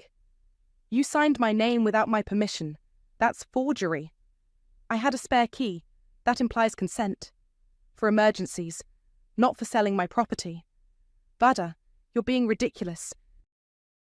I'm your mother. I was acting in your best interest. I pulled out the papers Talon had given me and set them on the table. Sign this. She picked up the quitclaim deed and read it slowly. You want me to give up my rights to the house? Yes. Absolutely not. Then we'll see you in court? What? I showed her the partition action paperwork. I'm filing this tomorrow morning. We're going to let a judge decide who really owns this house. She stared at the documents like they might bite her. You can't be serious. Dead serious. I'm your mother. And I'm an adult who owns property you're trying to steal. Steal. I'm trying to help you. By selling my car without permission, by having Monica advertise my furniture, by treating me like a child who can't make her own decisions. Because you can't. Look at this mess you've created. I didn't create this mess, Mum. You did. When you decided my car was yours to sell. When you decided my house was yours to control. She stood up abruptly, knocking over her coffee cup. Fine. If that's how you want to play this, we'll play. Good. But don't come crying to me when you lose everything. I won't. She grabbed her purse and headed for the door. You have no idea what you're starting. Actually, I do. I'm starting my life without you in it. The door slammed behind her, and for the first time in hours, I could breathe properly. I cleaned up the spilled coffee, locked the door, and called Talon. File everything tomorrow morning. And Talon? Make sure she gets served at work. The process server found my mother at the grocery store, where she worked part-time, bagging groceries and complaining about her life to anyone who'd listen. According to Talon, she'd gone completely white when handed the legal documents, then started crying right there in aisle 7. I was at the psychology clinic, where I worked as a research assistant, when she decided to make her grand entrance. The waiting room was full of patients when she burst through the doors like a hurricane in a floral print dress. Where is she? She demanded from the receptionist. Where's my daughter? Ma'am, you'll need to... Vada. Get out here right now! I heard the commotion from the back office and walked out to find my mother standing in the middle of the waiting room, waving legal papers above her head like evidence at a trial. Mum, you need to leave. Oh, I need to leave. I need to leave. Her voice was climbing toward hysteria. You're the one who needs to leave. You're the one suing your own mother. Every patient in the waiting room was staring. Mrs. Rodriguez, who came in weekly for anxiety treatment, looked like she was about to have a panic attack herself. This is my workplace. You can't be here. I can be anywhere I want. I'm fighting for my home. It's not your home? The deed says otherwise. Holden appeared from the hallway, probably drawn by the shouting. He took one look at the situation and stepped between my mother and me. Mrs. Santiago, I'm going to have to ask you to lower your voice. This is a medical facility. Don't you dare tell me what to do. This is between me and my ungrateful daughter. Actually, it's between you and the court system now, I said calmly, which is exactly where it belongs. She turned to the room full of patients like they were a jury she could win over. Can you believe this? 25 years I raised this girl. 25 years of sacrifice, of putting her needs before my own. And this is how she repays me? By buying my own house and wanting to keep it? I asked. By throwing me out on the street like garbage. You have your own apartment, Mom. You've always had your own apartment. Had. Past tense. I gave up my lease to help you. You gave up your lease because you couldn't afford it. The receptionist was on the phone, probably calling security. Several patients had gotten up and moved to chairs farther away from the drama. I want everyone to know what kind of person my daughter really is, my mother announced to the room. She's selfish and cruel, and she's forgotten everything I've done for her. What have you done for me lately? I asked. Besides sell my car without permission? I was helping you. By stealing from me? It wasn't stealing. I'm your mother. Being my mother doesn't give you ownership rights over my property. Holden touched my arm gently. Security's on their way up. My mother must have heard him because she suddenly deflated. The the fight going out of her like air from a punctured balloon. "You're really going to do this?" she said quietly. "You're really going to take me to court? You're really going to make me?" She looked around the waiting room, seeming to realize for the first time that she was making a scene in front of strangers. Her cheeks flushed red. "This isn't over." "Yes, it is." She left just as the security guard arrived, her heels clicking angrily against the tile floor. The waiting room stayed quiet for several minutes after she was gone. "I'm sorry," I told the patients. "That was unprofessional." Mrs. Rodriguez spoke up from her corner chair. "Honey, that wasn't your fault. Some people just don't know how to respect boundaries." When I got home that evening, I found Leah sitting on my front steps. My older sister looked tired, her usually perfect hair pulled back in a messy ponytail. "We need to talk." "About what?" "About Mum, about this lawsuit, about you losing your mind." I unlocked the front door and let her in. "I'm not the one who lost my mind." "You're suing our mother, Vada." "Our mother?" "Our mother sold my car without permission and is trying to steal my house." "She's not trying to steal anything." "She's trying to help you." "By selling my property behind my back?" Leah sat down on my couch, the same couch where our mother had been lounging yesterday like she owned the place. "She's worried about you. We all are." "Worried about what?" "You're 25 and you've isolated yourself from the family. You work all the time, you don't date. You bought this huge house you can barely afford." "I can afford it just fine." "Can you? Really?" "Because Mom showed me your budget, and it's pretty tight." "Mom doesn't know my budget. She doesn't know anything about my finances. She knows you're struggling." "I'm not struggling. I'm building a life." "By pushing everyone away?" "By setting boundaries." Leah was quiet for a moment, looking around the living room I'd decorated myself, at the furniture I'd bought with my own money, at the walls I'd painted on weekends. "She loves you, you know? She loves controlling me." "There's a difference." "Is there? Because from where I'm sitting, it looks like you're the one trying to control everything. You can't handle anyone having a say in your life, so you're cutting them out one by one." "She sold my car, Leah. She made a mistake. She committed a crime. She's our mother. And I'm an adult." We stared at each other across the coffee table, and I could see the exact moment when my sister made her choice. "I can't support this," she said finally. "I can't watch you destroy our family over pride." "This isn't about pride." "Then what is it about?" My phone buzzed before I could answer. A text from Trinity. "Hey, I know something about your mum. You deserve to know." I looked at Leah, who was waiting for my response, then at the message on my phone. "It's about the truth." Trinity met me at a coffee shop downtown the next morning, sliding into the booth across from me with a manila folder clutched against her chest, like armor. "I wasn't sure if I should tell you this," she said, without preamble. "But after what happened with your car, what do you know?" She opened the folder and pulled out a stack of photocopied documents. "Remember when Grandma Rose died 3 years ago?" "Of course." "Remember how your mum handled all the estate stuff? Said she'd take care of the paperwork so the rest of us didn't have to worry about it?" I nodded. My grandmother had left a small inheritance, nothing huge but enough to matter.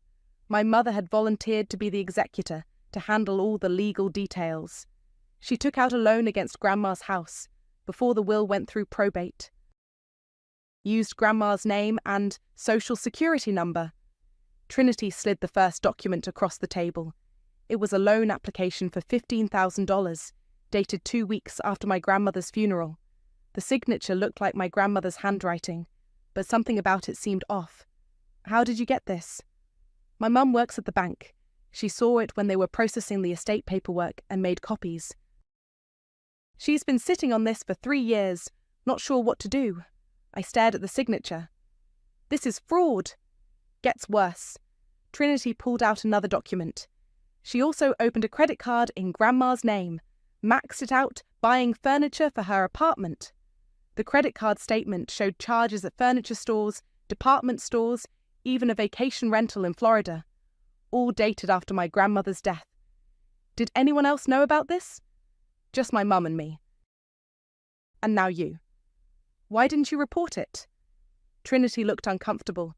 Because she's family. Because my mum didn't want to be the one to destroy the family. Because we hoped she'd pay it back, and no one would ever have to know. Did she pay it back? Some of it. But Vada, there's more. She pulled out a third set of documents, and my blood went cold. Credit applications with my name on them, my social security number, my signature, or a pretty good forgery of it. She opened these 2 years ago, right around the time you bought your house. I looked at the dates. The applications were submitted 3 days after I'd added my mother to the deed. 3 days. How much? 12,000 in credit cards, a personal loan for 8,000. She's been making minimum payments, but the balances keep growing. My hands were shaking as I flipped through the statements. Charges for groceries, gas, clothing, restaurants. My mother had been living off credit cards opened in my name while lecturing me about financial responsibility. Trinity, this is identity theft. I know. I could have her arrested. I know. Why are you showing me this now? She leaned forward, her voice dropping to a whisper. Because she called my mum last night. She's planning to take out a second mortgage on your house. Says she needs money for legal fees to fight your lawsuit. The coffee shop suddenly felt too small, too hot. She can't do that. I removed her from the deed. Did you? Because according to the county records, she's still listed as a co-owner. I pulled out my phone and called Talon. The deed transfer, is it final? Not yet. It takes 5 to 7 business days to process. Should be complete by Friday. She's trying to get a second mortgage before then. I'll call the mortgage company and put a hold on any new applications. But Vada, if she's committed identity theft, you need to report it. I hung up and looked at Trinity. I need copies of everything. Already made them. She handed me a second folder. Vada, I'm sorry. I should have told you sooner. It's not your fault, isn't it? I've been enabling this for 3 years. We all have. I gathered the documents and stood up. Not anymore. When I got home, I found my mother's car in my driveway and the front door standing wide open. I could hear voices from inside, my mother's and someone else's. I walked in to find her giving a tour to a middle-aged couple, gesturing around my living room like she was showing off her own home. And this is the main living area, she was saying. As you can see, it's very spacious, perfect for entertaining. Excuse me, I said loudly. What's going on here? My mother turned, and I saw a flash of panic cross her face before she composed herself. Vada, honey, these are the Hendersons. They're interested in renting the house. Renting what house? Our house. I thought since you're having financial difficulties, we could bring in some rental income. The couple looked between us uncertainly. Is there a problem? The woman asked. Yes, I said. This house isn't for rent, and this woman doesn't have the authority to rent it. I'm a co-owner, my mother said quickly. I have every right to make decisions about the property. Actually, you don't. I pulled out my phone and showed them the legal documents. This woman is being removed from the deed due to fraud. Any rental agreement she signs would be invalid. The Hendersons backed toward the door. We'll call you later, the man said. And they practically ran to their car. My mother waited until they were gone before turning on me. How dare you embarrass me like that? How dare you try to rent my house without telling me? I'm trying to save us both from financial ruin. By committing more fraud? I pulled out Trinity's folder and spread the documents across my coffee table. Like these credit cards you opened in my name, like the loan you took out using Grandma's identity. She went completely still, staring at the papers like they were evidence of murder. Where did you get those? Does it matter? Those are private documents. They're criminal documents, and tomorrow morning I'm taking them to the police. You wouldn't. Watch me. She sank onto my couch, suddenly looking older than her 53 years. Vada, you don't understand. I was desperate. After your father left, after I lost my job, I didn't know what else to do. You could have asked for help. I did ask. I asked you to add me to the deed so I'd have security. I asked you to let me help with decisions so I'd feel useful. You asked me to enable your theft. I never meant for it to go this far. But it did. And now you're trying to mortgage my house to pay for lawyers to fight me in court. She looked up at me with tears in her eyes. What do you want from me? I want you to sign the quitclaim deed. I want you to pay back the money you stole, and I want you to leave me alone. And if I don't? I picked up the folder of evidence. Then I'll see you in court, both civil and criminal. My mother left without signing anything, but she forgot her purse on my kitchen counter. Inside, I found something that made my stomach drop. A folder of letters rubber-banded together, all addressed to her in my father's handwriting. The return address was from Nevada. My father, who I'd been told wanted nothing to do with us after the divorce, had been writing to my mother for years. I opened the first letter, dated 6 months ago. Vivian, I'm asking you again to let me see the girls. Vada is an adult now, and Leah has her own family. They deserve to know the truth about why I left. You can't keep using them as weapons forever. I sat down hard at my kitchen table and opened another letter. I never abandoned my daughters. I left you. There's a difference, and you know it. Stop telling them I don't care. Stop intercepting my attempts to contact them. They're not children anymore? And another. I've been sending birthday cards and Christmas gifts for 7 years. If they're not receiving them, that's on you. I have the receipts. I have the tracking numbers. I know you're keeping them from my girls. My hands were shaking as I read through letter after letter. My father hadn't abandoned us. He'd been trying to reach us for years, and my mother had been intercepting everything. I called Trinity immediately. I need my dad's phone number. What? Why?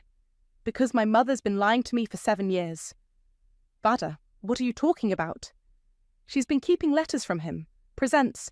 He's been trying to contact Leah and me this whole time. Trinity was quiet for a moment. I wondered about that. Uncle Nelson always asked about you girls at family gatherings. He seemed sad. You've seen him?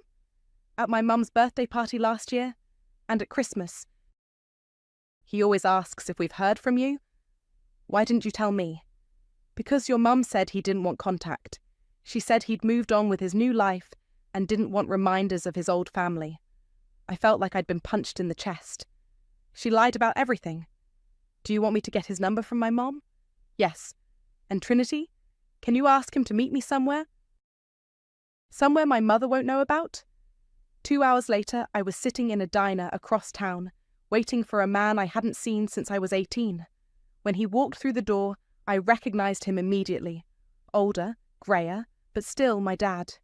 He spotted me and stopped, his face cycling through surprise, joy, and something that looked like relief. Vada? Hi, Dad. He slid into the booth across from me, and for a moment we just stared at each other.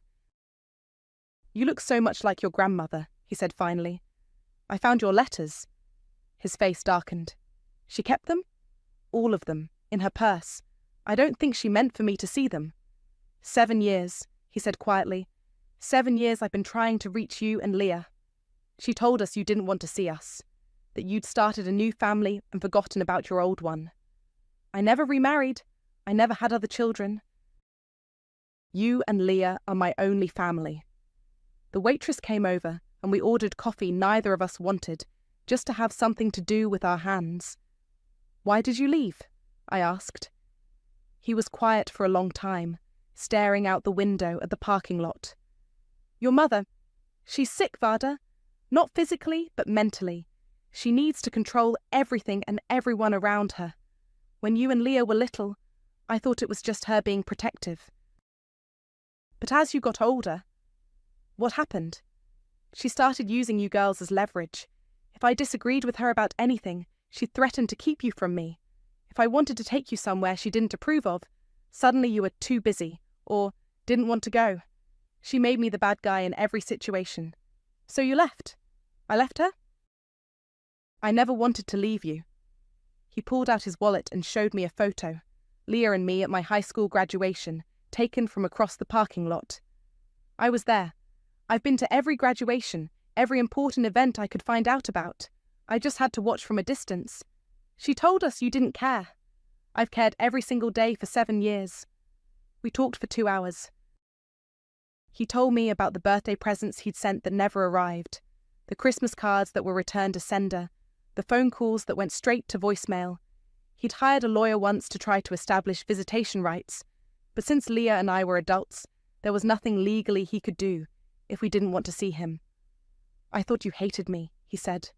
"Your mother told me you blamed me for the divorce, that you never wanted to see me again. I thought you hated us? Never. Not for 1 second.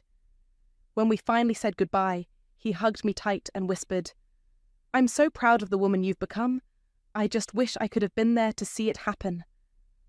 Driving home, I felt like I was seeing my entire childhood through a different lens. Every story my mother had told me, every explanation for why my father wasn't around, every reason she'd given for his absence, all lies. When I got home, my mother was waiting in my driveway again. "We need to talk," she said. "Yes, we do. I've been thinking about what you said, about the quitclaim deed, and I'll sign it, but I want something in return."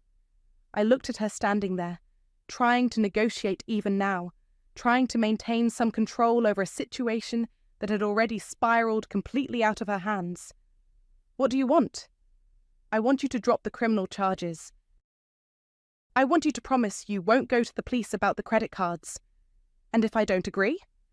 Then I'll fight you in court. I'll drag this out for years. I'll make sure everyone knows what kind of daughter sues her own mother." I pulled out my phone and showed her the screen. I'd been recording our conversation. "You just confessed to identity theft. Again, on tape." Her face went white. "You can't use that." "Actually, I can. This is a one-party consent state." "Vada, please." "I'm your mother." "No," I said quietly. "You're a stranger who happens to share my DNA. My mother wouldn't steal from me. My mother wouldn't lie to me about my father for 7 years. My mother wouldn't try to steal my house. I gave birth to you, and I've been paying for that mistake ever since." I walked toward my front door, leaving her standing in the driveway. "I'm having a family dinner tomorrow night," I called over my shoulder. 7 o'clock. You're invited." "So is everyone else." "What family dinner?" "The one where we're going to tell the truth. All of it." I spent all day Saturday preparing. I made lasagna, my grandmother's recipe, and set the dining room table for 8. Leah arrived first with her husband Marcus, looking nervous. "What's this really about?" she asked, helping me carry dishes from the kitchen. "You'll see." Trinity came next, followed by my father. Leah nearly dropped the salad bowl when she saw him. "Dad?" "Hello, sweetheart." They hugged awkwardly while Marcus stood there looking confused. "I thought your dad was out of the picture." "So did I," Leah said, staring at me. "Vada, what's going on?" "We're having a family meeting, a real one this time." Holden arrived with Talon, who looked uncomfortable being at a family dinner, but had agreed to come as my witness. Monica showed up with my mother, both of them dressed like they were attending a funeral. "This is quite the gathering," my mother said, eyeing my father with barely concealed hostility. "I wasn't aware we were inviting strangers." "He's not a stranger," I said. "He's my father, your ex-husband, the man you've been lying about for 7 years. The room went quiet. Marcus pulled out his phone like he was considering calling an Uber. "Everyone sit down," I said. "We're going to eat dinner, and then we're going to have a conversation." The meal was tense. My mother kept shooting looks at my father, who was trying to make small talk with Leah about her job. Trinity pushed food around her plate without eating. Monica kept checking her phone like she was expecting an escape call. Finally, I stood up and walked to the kitchen counter where I'd arranged several folders. "Before we start, I want everyone to understand something. This isn't about forgiveness. This isn't about making amends. This is about truth." I opened the first folder and pulled out the quitclaim deed. "Mum, you've been telling everyone that I'm trying to steal your house, but this house was never yours." I held up the deed. "I bought it. I paid for it. I added your name because you manipulated me into thinking it was for safety." "Vada, I'm not finished." I opened the second folder. "You also told everyone that Dad abandoned us, that he didn't care about his daughters. that he moved on and forgot about us. I pulled out the stack of letters and set them on the table. These are letters from Dad to you, 7 years worth. He's been trying to contact Leah and me this entire time, and you've been intercepting everything. Leah reached for one of the letters, her face pale. Is this true? My father nodded. I never stopped trying to reach you girls. You said he didn't want to see us, Leah said to our mother. You said he told you to leave him alone. I was protecting you. From what? I demanded. From having a relationship with our father. From being disappointed again. From getting your hopes up. That wasn't your choice to make. I opened the third folder and pulled out Trinity's evidence. And then there's this.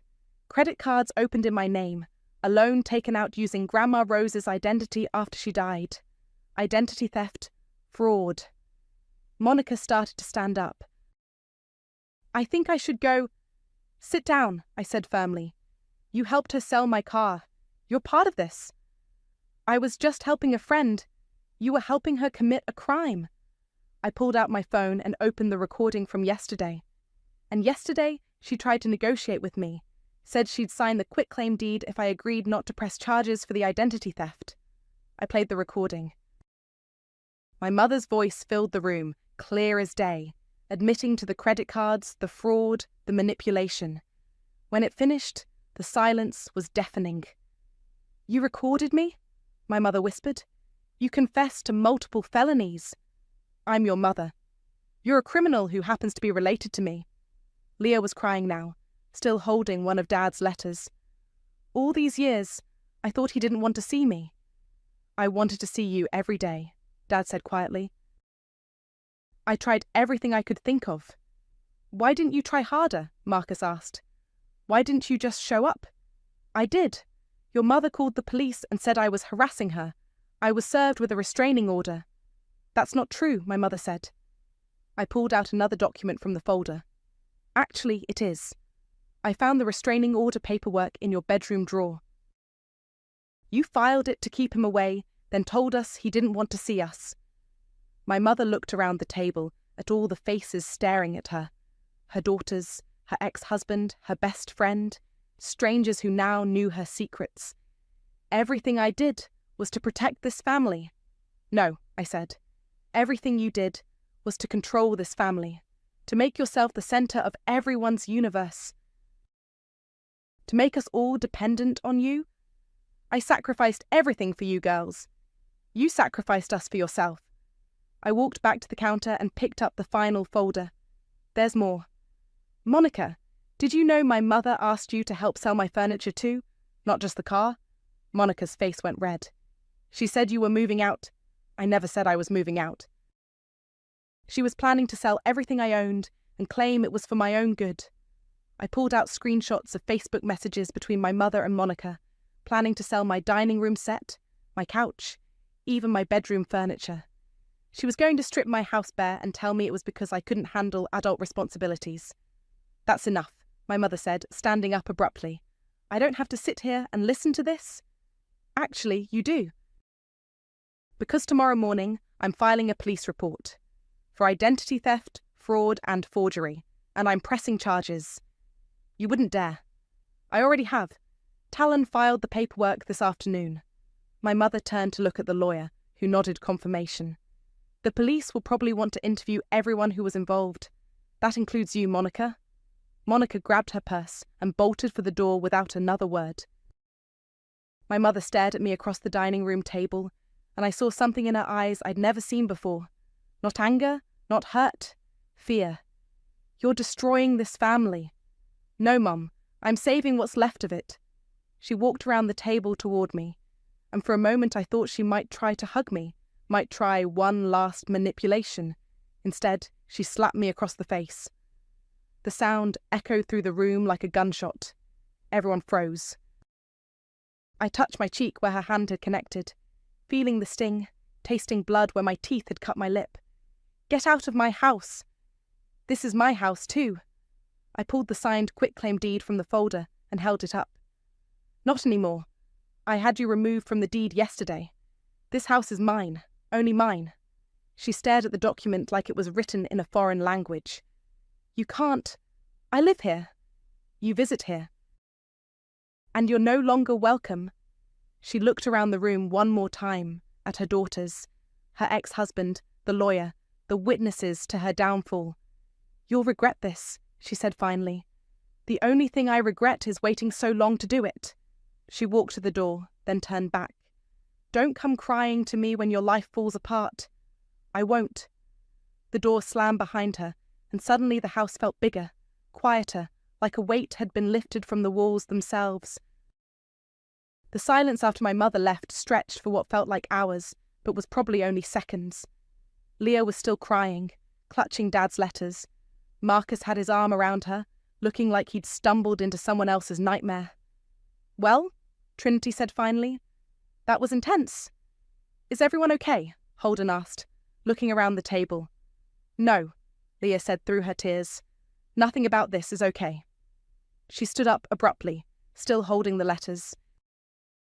Vada, I need to understand something. You've known about Dad trying to contact us, and you didn't tell me. I found out yesterday, and you decided to ambush everyone with it tonight. I decided to stop letting her control the narrative. By destroying our family? Our family was already destroyed, Leah. I just stopped pretending it wasn't. Dad cleared his throat. Leah, sweetheart, I know this is overwhelming. Don't. She held up her hand. I can't. I need time to process this. She grabbed her purse and headed for the door. Marcus followed, pausing to look back at me. This is going to take a while to sort out, he said quietly. But for what it's worth, I think you did the right thing. After they left, Trinity helped me clear the table, while Dad and Holden sat in the living room, making awkward small talk. Talon had excused himself right after my mother left, probably relieved to escape the family drama. How are you feeling? Trinity asked, loading dishes into the dishwasher. Empty, but not in a bad way. Like when you clean out a closet that's been stuffed with junk for years. She's going to fight the charges. Let her. The evidence is overwhelming. And Leah? I looked toward the living room where Dad was showing Holden pictures on his phone. Probably all the moments he'd missed, all the events he'd watched from a distance. Leah will come around. She needs time to be angry, and that's okay. She has a right to be angry. At you. At all of us. At Mom for lying, at Dad for not fighting harder, at me for keeping secrets even for a day, at herself for not questioning the story sooner. Trinity nodded. What about your mum? What happens now? Now she faces the consequences of her choices, just like the rest of us. The next morning, I woke up in my house, only mine, to the sound of my phone buzzing. A text from an unknown number. This is Tyler. I bought your Honda from your mum. Heard there might be legal issues? I still have the car if you want to work something out. I called him immediately. How much do you want for it? I paid $6,500. I'll take $6,500. Deal. Can you bring it by today? Already on my way. An hour later, my car was back in my driveway. Tyler turned out to be a college kid who'd heard about the drama through Facebook and felt bad about the whole situation. He even refused to take any extra money for his trouble. Family stuff is complicated, he said, handing me my keys. I'm glad it worked out. Dad called while I was sitting in my car, just enjoying having it back. I wanted to thank you for last night, for giving me a chance to explain. You don't need to thank me. Yes, I do. You could have kept those letters to yourself, used them as ammunition against your mother without bringing me into it. I thought about it, but you didn't. You gave me a chance to see my daughters again, even though it complicated your situation. It was the right thing to do. Your grandmother would be proud of you, you know. She always said you had her backbone. I wish she could have met the person I became, instead of the kid I was. She knew. Trust me, she knew. That afternoon, Holden helped me change the locks on my house. We didn't talk much while we worked, but when we finished, he sat down on my front steps. So what now? Now I figure out what my life looks like without her in it. Scared? Relieved? Good. You should be. My phone rang. Leah. I've been thinking about everything, she said without preamble. about the letters, about Dad, about what Mum did to you. And I'm still angry, but not at you. Well, not mostly at you. I can live with mostly. I want to see Dad again, properly this time. Maybe we could all have dinner again, but without the dramatic revelations. I'd like that. And Vada, I'm sorry I didn't believe you about Mom. I should have seen what she was doing. She's good at hiding it. Not anymore. The police called that evening. My mother had been arrested for identity theft and fraud. She'd posted bail and was scheduled for arraignment next week. Monica was being questioned as an accessory. Will you be pressing charges for the car as well? The detective asked. No, I got the car back. The identity theft is enough. Fair enough. We'll be in touch about testimony. I hung up and walked through my house, really looking at it for the first time in months. The furniture I'd bought with my own money, the walls I'd painted, the mortgage I'd been paying alone while being told I couldn't handle adult responsibilities. It was quiet, peaceful, mine. I made myself dinner and ate it at my dining room table, the same table where I'd confronted my mother, where I'd watched her world crumble under the weight of her own lies. My phone buzzed. A text from Dad. Dinner next Sunday? Just the three of us? I typed back, yes, but I'm cooking. Looking forward to it. I set my phone aside and finished my meal in silence. Outside, the sun was setting, casting long shadows across my yard, my house, my life. For the first time in 25 years, everything I owned actually belonged to me. The silence was beautiful. I cleaned up my dishes, locked my doors, and went to bed in my own house, knowing that when I woke up tomorrow, no one would be there who didn't belong. If that house was all anyone wanted from me, let them remember I built this life alone, and I'd keep building it, one boundary at a time. The paper plate made a sad little thunk when my mother set it down in front of me. There you go, sweetie, Meredith said, her voice dripping with that particular brand of fake sweetness she reserved for public displays of motherhood. I know you're used to eating with the kids anyway. My name is Nicole, and I should have turned around and walked out right then. But I didn't. I never did. Benjamin got the good china, of course. The wedding china with the delicate gold rim that only came out for special occasions, which apparently meant any time my Harvard-educated finance bro brother graced us with his presence. His fiancée Jocelyn got matching plates naturally. Even Dad got real dishes. Me? Paper plate royalty, population 1.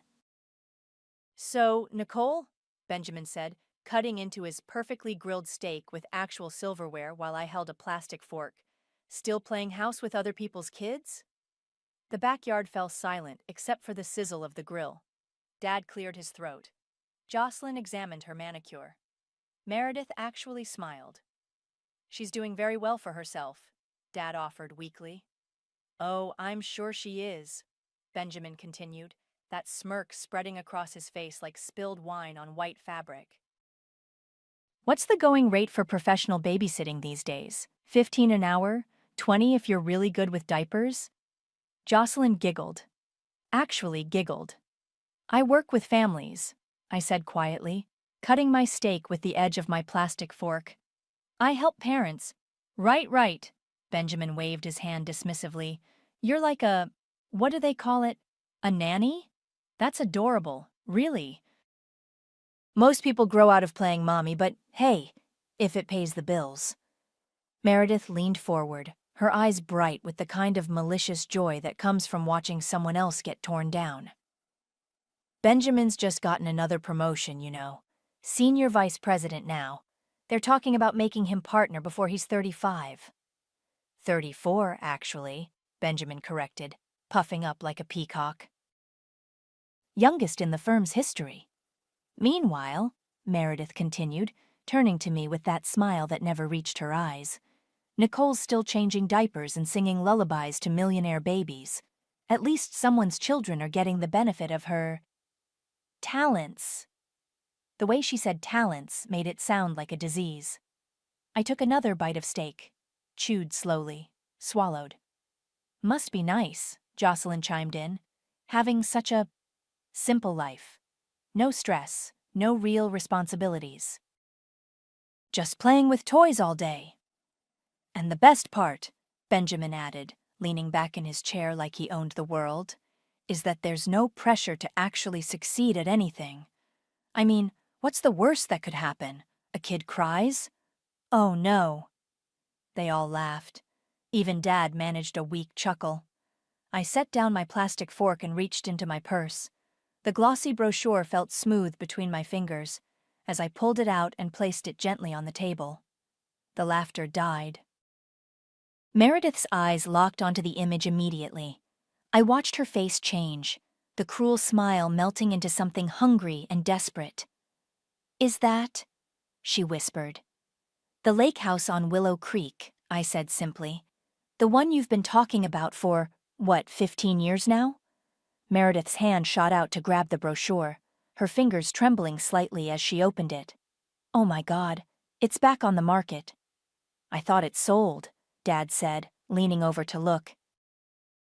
"It did," Meredith breathed, her voice thick with longing. "But the buyers fell through. I've been checking the listing every single day for 3 years. Every single day." Benjamin rolled his eyes. "Mom, you can't afford that place. It's what, 2 million? 3? 4.2, I said quietly. Everyone turned to look at me. "I looked it up," I shrugged. "Seemed like something you'd want to know." Meredith clutched the brochure to her chest like a love letter. "It's perfect. The wraparound porch, the private dock, those gorgeous bay windows, I could host book club there, garden parties. Benjamin, you and Jocelyn could have your wedding reception there." "If we could afford it," Benjamin muttered. "We could take out a loan," Meredith said desperately. "Use the house as collateral, or maybe your father's retirement fund." "Meredith," Dad warned. I watched this little family drama unfold, feeling strangely detached from it all. Like I was watching a movie where I already knew the ending. "Well," I said, standing up and brushing imaginary crumbs from my lap, "I should probably get going. Early day tomorrow." "Of course," Meredith said absently, still staring at the brochure. "More babysitting." "Something like that." I walked toward the house, leaving my paper plate on the table like the peasant I was supposed to be. But just before I reached the door, I turned back and smiled. "Oh, and Mom? You might want to keep an eye on that listing. I hear it's going to sell fast." The rejection letter from State University arrived on a Tuesday. I remember because it was the same day Benjamin got his acceptance to Harvard. "Nicole, honey, come downstairs." Meredith's voice rang through the house like a dinner bell. "We have news to celebrate." I was 17, sitting on my bedroom floor surrounded by college brochures for early childhood education programs. The thin envelope from State sat unopened on my desk. I already knew what it said. Thin envelopes never brought good news. When I got downstairs, Benjamin was holding a thick packet, grinning like he'd just won the lottery. Which, in Meredith's eyes, he basically had. "Harvard!" she shrieked, throwing her arms around him. "My baby got into Harvard!" Dad clapped Benjamin on the back. "Knew you had it in you, son." "Full academic scholarship, too," Benjamin said, because of course he did. They said my essay on economic theory was exceptionally mature for someone my age. Meredith pressed her hands to her chest like she might faint from pride. "I have to call everyone. Your Aunt Susan, the neighbors, my book club." "What about Nicole?" Dad asked, noticing me standing in the doorway. "Any word from your schools?" I held up the thin envelope. State University. Didn't get in. The celebration didn't exactly stop, but it definitely dimmed. Like someone had put a lampshade over the sun. "Oh," Meredith said, her voice flat. "Well, there are other schools." "What were you applying for again?" Benjamin asked, though I'd told him a dozen times. "Early childhood development. I want to study child psychology, maybe get into family counseling." Benjamin snorted. "You want to major in toys?" "It's not toys," I said quietly. It's about understanding how children develop emotionally, how to help them process trauma, build confidence. Sweetie, Meredith interrupted, maybe this is a sign. College is expensive, and if you're just going to end up babysitting anyway, I'm not just babysitting. I want to help families, make a difference in kids' lives. That's very noble, she said in the tone people use when they mean the opposite. But Benjamin needs our focus right now. Harvard is a once-in-a-lifetime opportunity. 3 months later, I was watching 4-year-old Emma Rodriguez build a tower out of blocks while her mother worked from home upstairs. Miss Nicole, Emma said, carefully placing another block on top, why do some towers fall down? Well, I said, sitting cross-legged beside her, sometimes the foundation isn't strong enough. Or sometimes we build too fast without making sure each piece is secure. Emma nodded seriously, like I'd just explained quantum physics. Like when Mommy and Daddy yell, their tower falls down? My heart clenched. Emma's parents had been fighting a lot lately, loud enough that the neighbors complained. Sometimes grown-ups forget how to build their towers, I said carefully. But that doesn't mean it's your fault when they fall down. Emma looked at me with those huge brown eyes. Will you teach me how to build strong towers? Every day, I promised. That night, I called Selena. I think I'm actually good at this, I told her, pacing around my tiny apartment. Of course you are, Selena said. You've been taking care of everyone else's emotional needs since we were kids. Remember when you talked me through my parents' divorce in 8th grade? This is different. These kids actually listen to me. They trust me. Unlike your family. I winced. Selena. What? I'm just saying. You've got this gift for making people feel heard and valued, but your own family treats you like you're invisible. They don't. Nicole. Your mom served you dinner on a paper plate last week. I couldn't argue with that.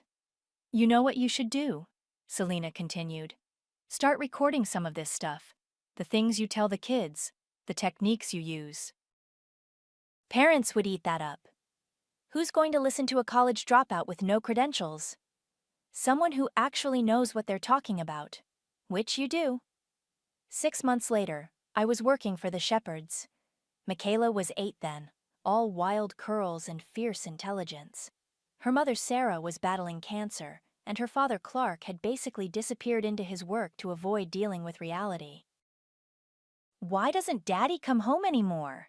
Michaela asked one afternoon while we worked on her homework. Sometimes when people are scared, they run away, I said. Even grown-ups. Are you scared of anything, Miss Nicole? I thought about it. Yeah, I'm scared of not mattering. Michaela looked up from her math worksheet. You matter to me. That night, after Michaela was asleep, I sat in my car in their driveway and pulled out my phone. I'd been thinking about what Selena said for months. I opened the camera app and hit record.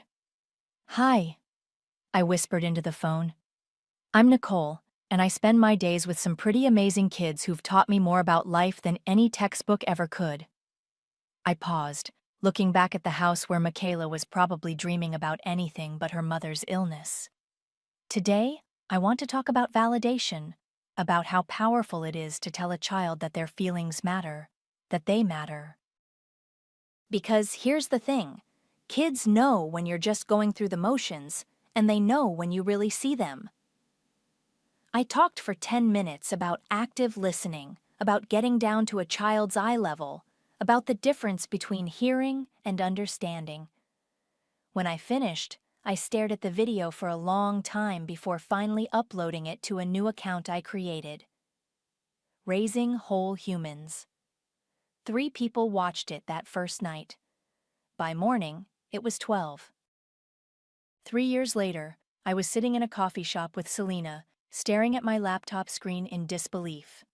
200,000, I said for the 3rd time. My book sold 200,000 copies. And that's just in the first 6 months, Selena said, practically bouncing in her chair.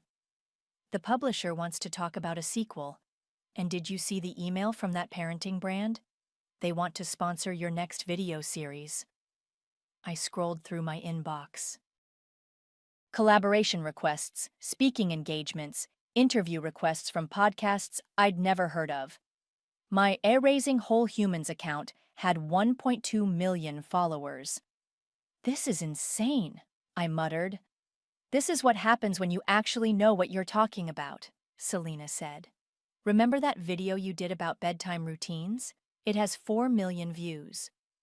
The one I filmed in my pajamas at midnight because I couldn't sleep. That's the one. Parents were sharing it like crazy. Finally, someone who gets it, they kept saying. My phone buzzed with a text from my current family, the Washingtons. Nicole, thank you so much for the advice about Emma's anxiety. She actually slept through the night for the first time in weeks. You're a miracle worker. Speaking of which, Selena said, pulling out a folder, we need to talk business. I've been managing your brand deals and sponsorships, but this is getting too big for me to handle part-time. She slid a contract across the table. I want to quit my marketing job and work for you full-time. Operations manager, business development, whatever you need. I stared at the contract. Selena, I can't ask you to. You're not asking, I'm begging. Do you know how much money you made last month? Just from the book royalties and sponsored content? I shook my head. $47,000. I nearly choked on my coffee. What? And that's a slow month. The month your sleep training course launched, you made $82,000. The numbers felt surreal. 6 months ago, I was making $20 an hour watching other people's kids. Now I was apparently running a business empire from my studio apartment. There's just one thing, Selena said carefully. Your family still thinks you're broke, right? They think I'm a struggling nanny who can barely pay rent. Why haven't you told them? I picked at my muffin. You know why. Nicole. Because the second they find out, everything changes. Suddenly I'll be worth their attention. Suddenly my opinions will matter. But it won't be because I'm their daughter or because I've always been this person. It'll be because I have money. Selena nodded slowly.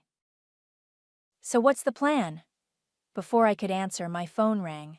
Meredith's name flashed on the screen. Perfect timing, I muttered, answering the call.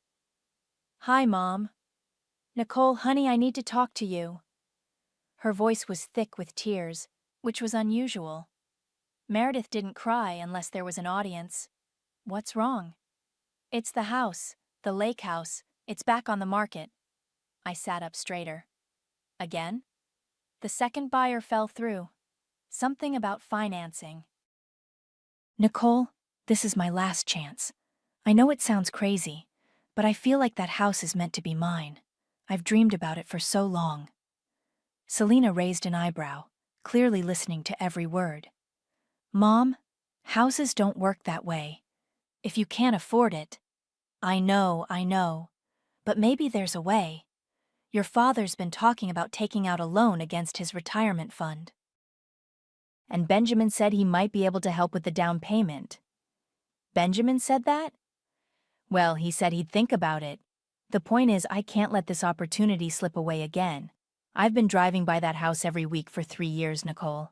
Every week. I could hear the desperation in her voice.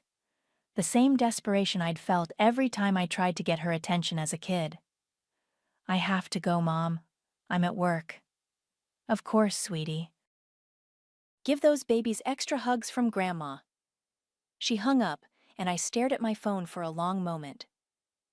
You're thinking about it, Selena said. Thinking about what?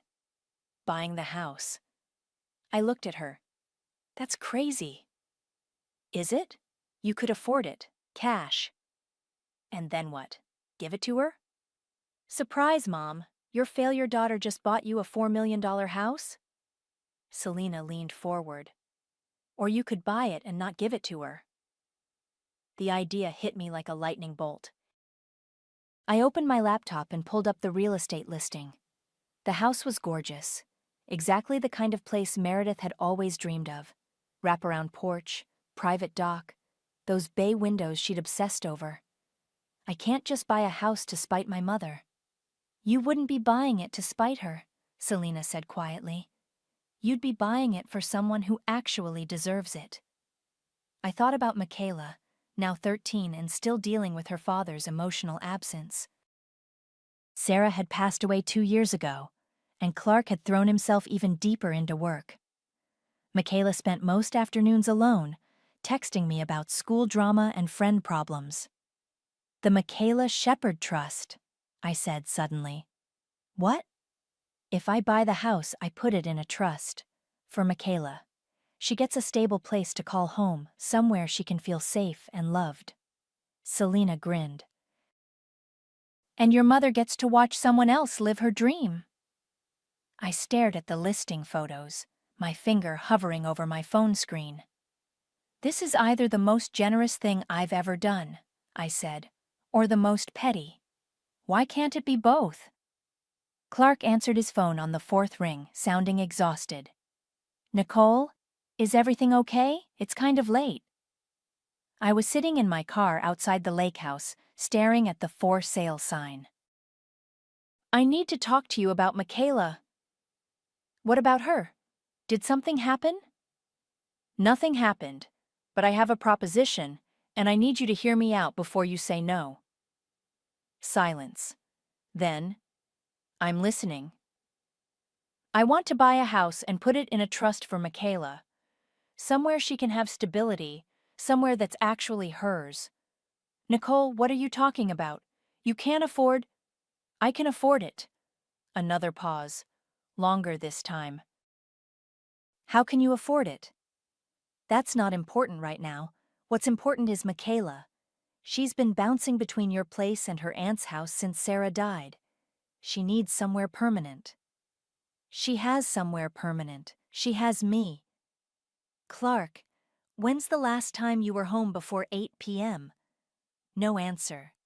She texts me every day after school because there's nobody else to talk to.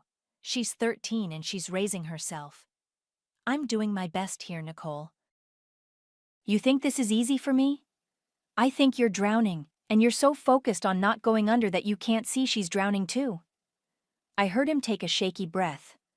What kind of house are we talking about? It's on Willow Creek. 4 bedrooms, private dock, big yard. She could have friends over, throw parties when she's older. It would be hers, legally. The trust would cover taxes and maintenance until she turns 18. This sounds too good to be true. What's the catch? I closed my eyes. There's no catch. I care about her, Clark. I've cared about her since she was 8 years old and asking me why her daddy didn't come home anymore. Jesus, Nicole. I'm not trying to replace you. I'm trying to give her something I never had, a place where she matters, where she's the priority. And what do you get out of this? The honest answer was too complicated to explain. How do you tell someone that buying a house for their daughter is partly about healing your own childhood wounds? That every time you see Michaela struggle with feeling invisible, you see yourself at 13, desperate for someone to notice you existed? I get to know she's okay, I said instead. Clark was quiet for so long I thought he'd hung up. Can I see it first? Of course. 2 days later, I met Clark and Michaela at the house. The realtor, Janet, was already there with the keys. Oh my God, Michaela breathed, staring up at the wraparound porch. This place is incredible. 4 bedrooms, 3.5 baths, Janet said, launching into her sales pitch. Original hardwood floors, updated kitchen, private dock with deep water access. We walked through the house, and I watched Michaela's face light up at every room. She ran her hands along the bay window seats, peered out at the dock, claimed the bedroom with the best lake view. Dad, look at this bathroom, she called from upstairs. It has one of those fancy tubs. Clark stood in the living room, arms crossed, staring out at the water. This is a $4 million house, he said quietly.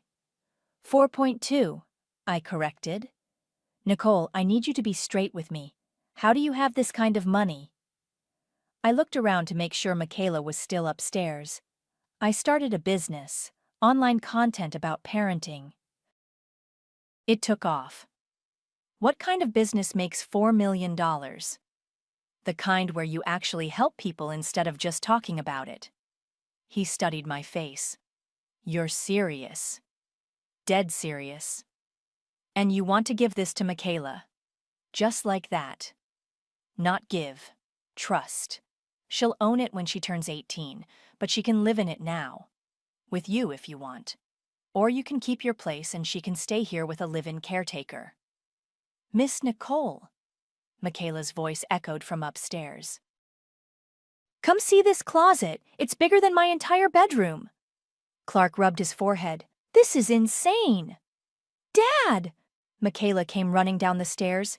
Can we get it? Please? I know it's probably too expensive, but maybe we could rent it or something? Clark looked at his daughter, really looked at her. For what seemed like the first time in months, she was practically glowing with excitement, more animated than I'd seen her since her mother died. Michaela, I said, what if I told you this house could be yours? What do you mean? I mean legally yours, in a trust with your name on it. Her eyes went wide. Are you serious? I'm serious. She looked between me and her father. But how? Why? Because you deserve a place that's just yours. Because you're one of the most amazing kids I've ever known. And amazing kids deserve amazing things. Tears started rolling down her cheeks. You would do that for me? I would do anything for you. She threw her arms around me and I felt something break open in my chest. This was what love looked like, not conditional, not performance-based, just pure and simple and real. Clark? I said over her shoulder. He was wiping his eyes with the back of his hand. Yeah, he said roughly. Yeah, okay. Let's do it. Janet cleared her throat. So should I draw up the paperwork? I smiled, still holding Michaela. Make it out to the Michaela Shepherd Trust. 3 weeks later, I stood in the empty living room of the lake house, watching contractors measure windows for new curtains. Michaela sat cross-legged on the floor, sketching furniture arrangements in a notebook. The couch should go here, she said, pointing to the wall facing the lake, so we can watch the sunrise while we eat breakfast. Good thinking, I said. What about the dining room? Big table, like really big. So I can have all my friends over for dinner parties when I'm older. The contractor, Mike, looked up from his measuring tape. You planning on entertaining a lot? I want this to be the kind of house where people feel welcome, Michaela said seriously. Where kids can come if they need somewhere safe to talk. Mike smiled. That's a pretty mature way to think about it. Miss Nicole taught me that homes should be about more than just having a place to sleep. They should be about feeling like you belong somewhere. I felt that familiar tightness in my chest. At 13, Michaela understood things about love and belonging that my own family had never figured out. Speaking of which, I said, your dad's picking you up in an hour. You should probably pack up your sketches. Can I show you something first? She pulled out her phone and opened a video. I've been watching your content. My stomach dropped. Michaela, relax. I'm not going to out you or anything. But Nicole, this stuff is incredible. This video about helping kids process grief, it's like you were talking directly to me. She hit play, and my own voice filled the empty room. Grief isn't something you get over. It's something you learn to carry. And the goal isn't to make the sadness go away. It's to make room for joy to exist alongside it. That's when I knew, Michaela said, pausing the video. You didn't just buy me this house because you felt sorry for me. You bought it because you actually understand what it's like to feel invisible. Mike had stopped measuring and was pretending not to listen, but I could tell he was paying attention. Michaela, my mom used to say that some people are born knowing how to love people, and some people have to learn it the hard way.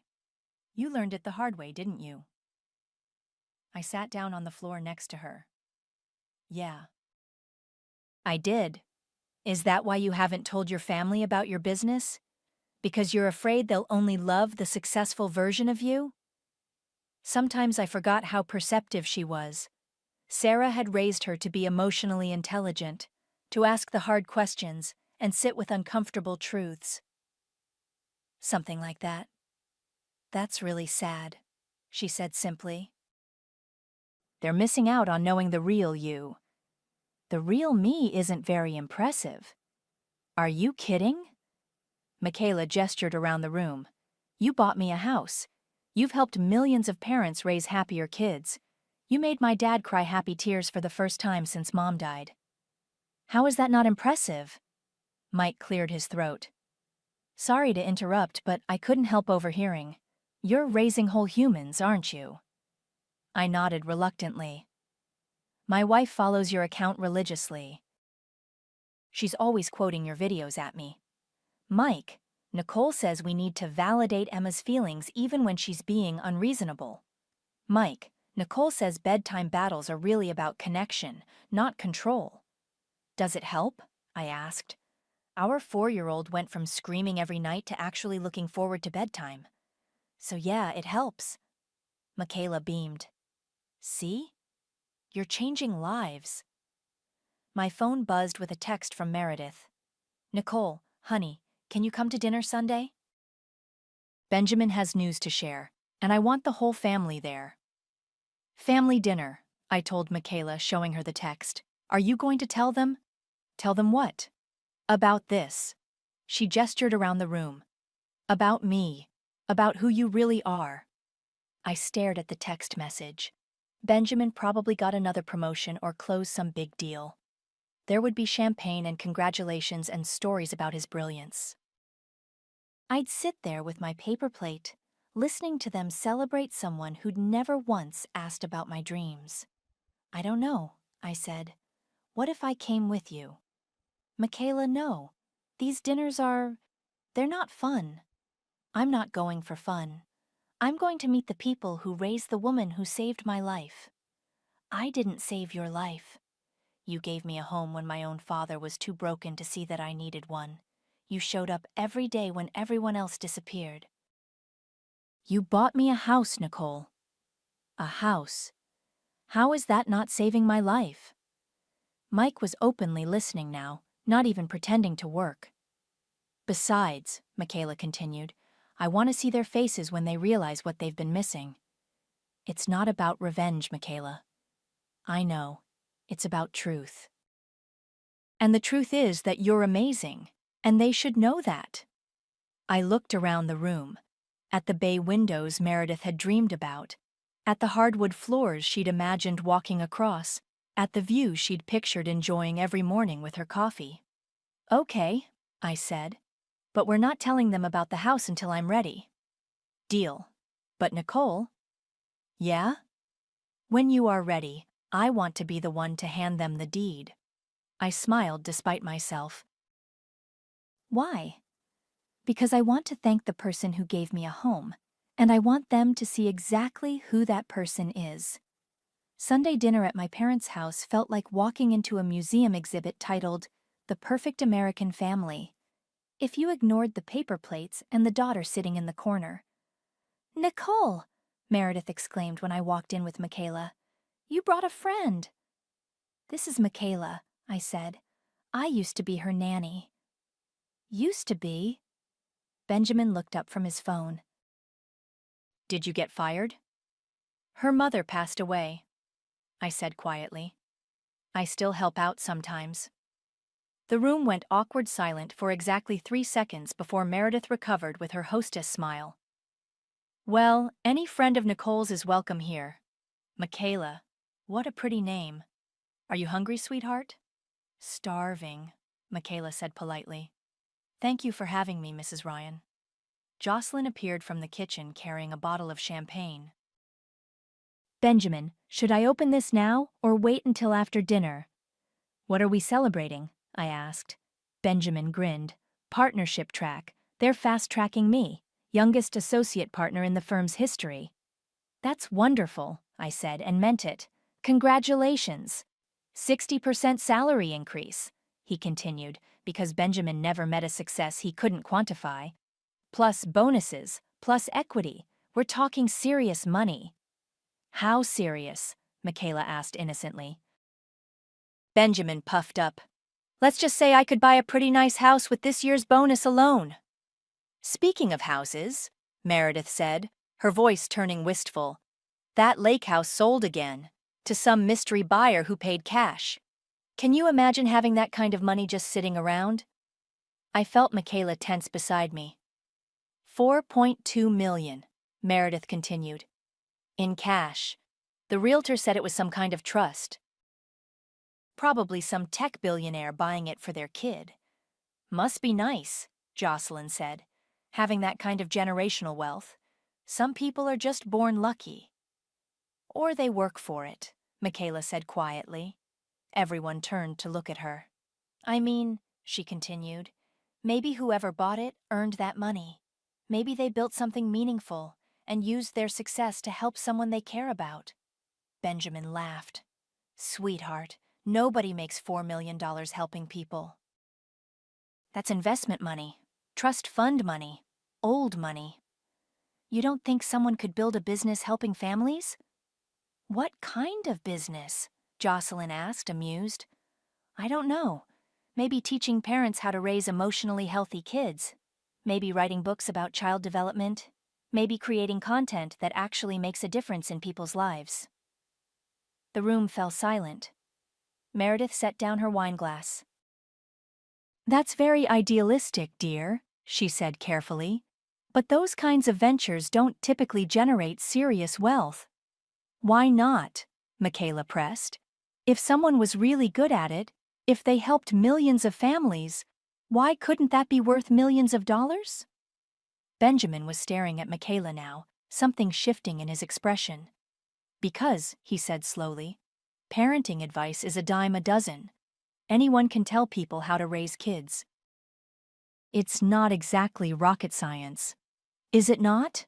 Michaela's voice was getting sharper. Because from what I've seen, most adults have no idea how to talk to children. They don't know how to validate emotions or set healthy boundaries or help kids process trauma. Michaela, I warned quietly. No, it's okay, she said, looking directly at Benjamin. I'm just curious about something. Do you have kids? Not yet, but... So you've never actually had to comfort a crying toddler at 3 a.m.? Never had to explain death to an 8-year-old? Never had to help a teenager work through anxiety or depression? Benjamin's jaw tightened. I don't need to have kids to understand that parenting isn't some complex professional skill. Then why are so many parents desperate for help? Michaela interrupted. Why do they spend billions of dollars on books and courses and therapy? Why are kids' mental health rates getting worse every year? Jocelyn was watching this exchange with growing interest, her eyes darting between Michaela and me. Maybe, Michaela continued, the person who bought that house actually understands something you don't. Maybe they know that helping families isn't just idealistic, it's essential. And maybe they're successful because they're actually good at something that matters. Michaela, I said again, but she was on a roll. Maybe they've spent years learning how to help kids feel seen and valued and understood. Maybe they've built something beautiful from nothing, and they're using their success to give other people the love and stability they never had. The room was dead silent now. Even Dad had looked up from his newspaper. Jocelyn cleared her throat. You seem to know a lot about this mysterious buyer. Michaela smiled. I know a lot about people who help kids. I've been lucky enough to have someone like that in my life. She looked at me, and I saw something in her eyes. A question, a challenge, a promise. Actually, she said, reaching into her purse, there's something I want to show everyone. My heart stopped. Michaela, don't... But she was already pulling out a folded document, her hand steady as she placed it on the dining room table. I want to thank the person who gave me a home. Michaela unfolded the document with the deliberate care of someone defusing a bomb. This, she said, smoothing out the creases, is the deed to 847 Willow Creek Lane. The lake house you've been dreaming about for 15 years, Mrs. Ryan. Meredith's wine glass slipped from her fingers, shattering on the hardwood floor. Nobody moved to clean it up. What are you talking about? Benjamin demanded, leaning forward to read the document. It's owned by the Michaela Shepherd Trust, Michaela continued, her voice steady and clear, which means it's legally mine, but I didn't buy it. She looked directly at me. Nicole did. The silence that followed was so complete, I could hear the grandfather clock ticking in the hallway. That's impossible, Meredith whispered. Is it? Michaela asked. Nicole, how many followers do you have on your Raising Whole Humans account? My mouth felt like sandpaper. Michaela! 1.4 million, she answered for me. How many copies did your book sell? Don't. 300,000 and counting. How much did you make last month from your online courses and brand partnerships? Benjamin was staring at me like I'd grown a second head. Nicole, what is she talking about? Michaela pulled out her phone and opened my Instagram account. This is Nicole, Raising Whole Humans. She's one of the most successful parenting influencers in the country. She scrolled through the posts, videos of me talking about emotional regulation, photos of activities I'd designed, testimonials from grateful parents. 4 million views on this video alone, Michaela said, showing them my content about helping kids process grief, the one that got me through the worst year of my life. Jocelyn grabbed the phone, her eyes widening as she scrolled. Holy shit, this is you? You're the Nicole everyone's talking about? Language, Meredith said automatically, but her voice was faint. Mom, do you have any idea how big this is? Jocelyn turned the phone toward Benjamin. I follow her. I've been following her for months. She's massive. Benjamin snatched the phone, his face cycling through confusion, disbelief, and something that might have been fear. This can't be real, he said. Nicole doesn't, she can't what? Michaela asked sweetly. Be successful? Be talented? Be worth something? How long? Meredith's voice was barely a whisper. 3 years, I said quietly. It started 3 years ago. 3 years. Meredith stood up slowly, wine staining her white blouse. You've been lying to us for 3 years. I wasn't lying. I just wasn't telling you everything. You let us think you were struggling, Benjamin said, his voice rising. You sat there while you what? I asked. While you mocked me? While you called my work playing house? While you served me dinner on paper plates? We didn't know. You didn't know, because you never asked. You never once asked what I was actually doing with my life. You just assumed I was failing, because that fit your narrative better. Meredith was staring at the deed like it might bite her. You bought my house. I bought Michaela a house. There's a difference. You bought the house I've wanted for 15 years and gave it to a stranger. She's not a stranger. She's the daughter I chose to love. The words hung in the air like smoke. Meredith flinched as if I'd slapped her. That's cruel, she said. Is it? Or is it honest? Benjamin was still scrolling through my content, his face getting redder by the second. Do you have any idea what this looks like?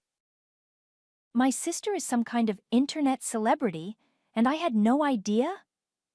Your sister, Michaela said, standing up, is someone who saw a 13-year-old girl losing her mother and decided to make sure she never felt alone. Your sister built an empire helping families love each other better. Your sister is extraordinary.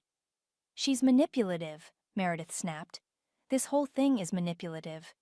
Bringing you here, orchestrating this reveal, I orchestrated it, Michaela said calmly. Nicole didn't want to tell you. She was protecting you from the truth because she knew it would hurt your feelings to realize how wrong you've been about her. Wrong about what? About everything. Michaela's voice was getting stronger. You think she's the failure in this family? Look around. She's the only one who figured out how to love people without conditions. She's the only one who builds people up instead of tearing them down. Dad finally spoke from his corner. Nicole, is this all true? I nodded. The money, the business, the house, all of it? All of it. He set down his newspaper and looked at me. Really looked at me. For what felt like the first time in years. I'm proud of you, he said simply. Meredith whirled on him. Proud? She humiliated us. She made us look like fools. No, Michaela said, picking up the deed. You did that yourselves. She walked over to Meredith and held out the document. This house could have been yours. Nicole would have given it to you in a heartbeat if you'd ever once made her feel like she mattered to you. Instead, she gave it to someone who sees her worth. Meredith stared at the deed, but didn't take it. The useless daughter you never wanted, I said, standing up, turned out to be someone else's hero. I walked toward the door, Michaela beside me. Nicole, wait, Benjamin started. No, I said without turning around. I'm done waiting. The fallout started within hours. Selena called me while I was driving Michaela home. Nicole, your phone is blowing up. Someone recorded the whole thing and posted it on TikTok. What do you mean someone recorded it? Jocelyn. She live-streamed the entire reveal on her Instagram story. It's already been screen recorded and shared thousands of times. Paper plate revenge is trending. I pulled over, my hands shaking. This is a disaster. Actually, it's not. The comments are incredible. People are calling you a hero. This is what generational wealth should look like. She chose love over blood. Finally, someone who puts kids first. Michaela squeezed my arm. See? I told you people would understand. But not everyone understood. Benjamin called that night, his voice tight with panic. Nicole, you have to fix this. The partners at my firm saw the video. They're asking questions about my family situation, about why I didn't know my sister was successful. It's making me look out of touch.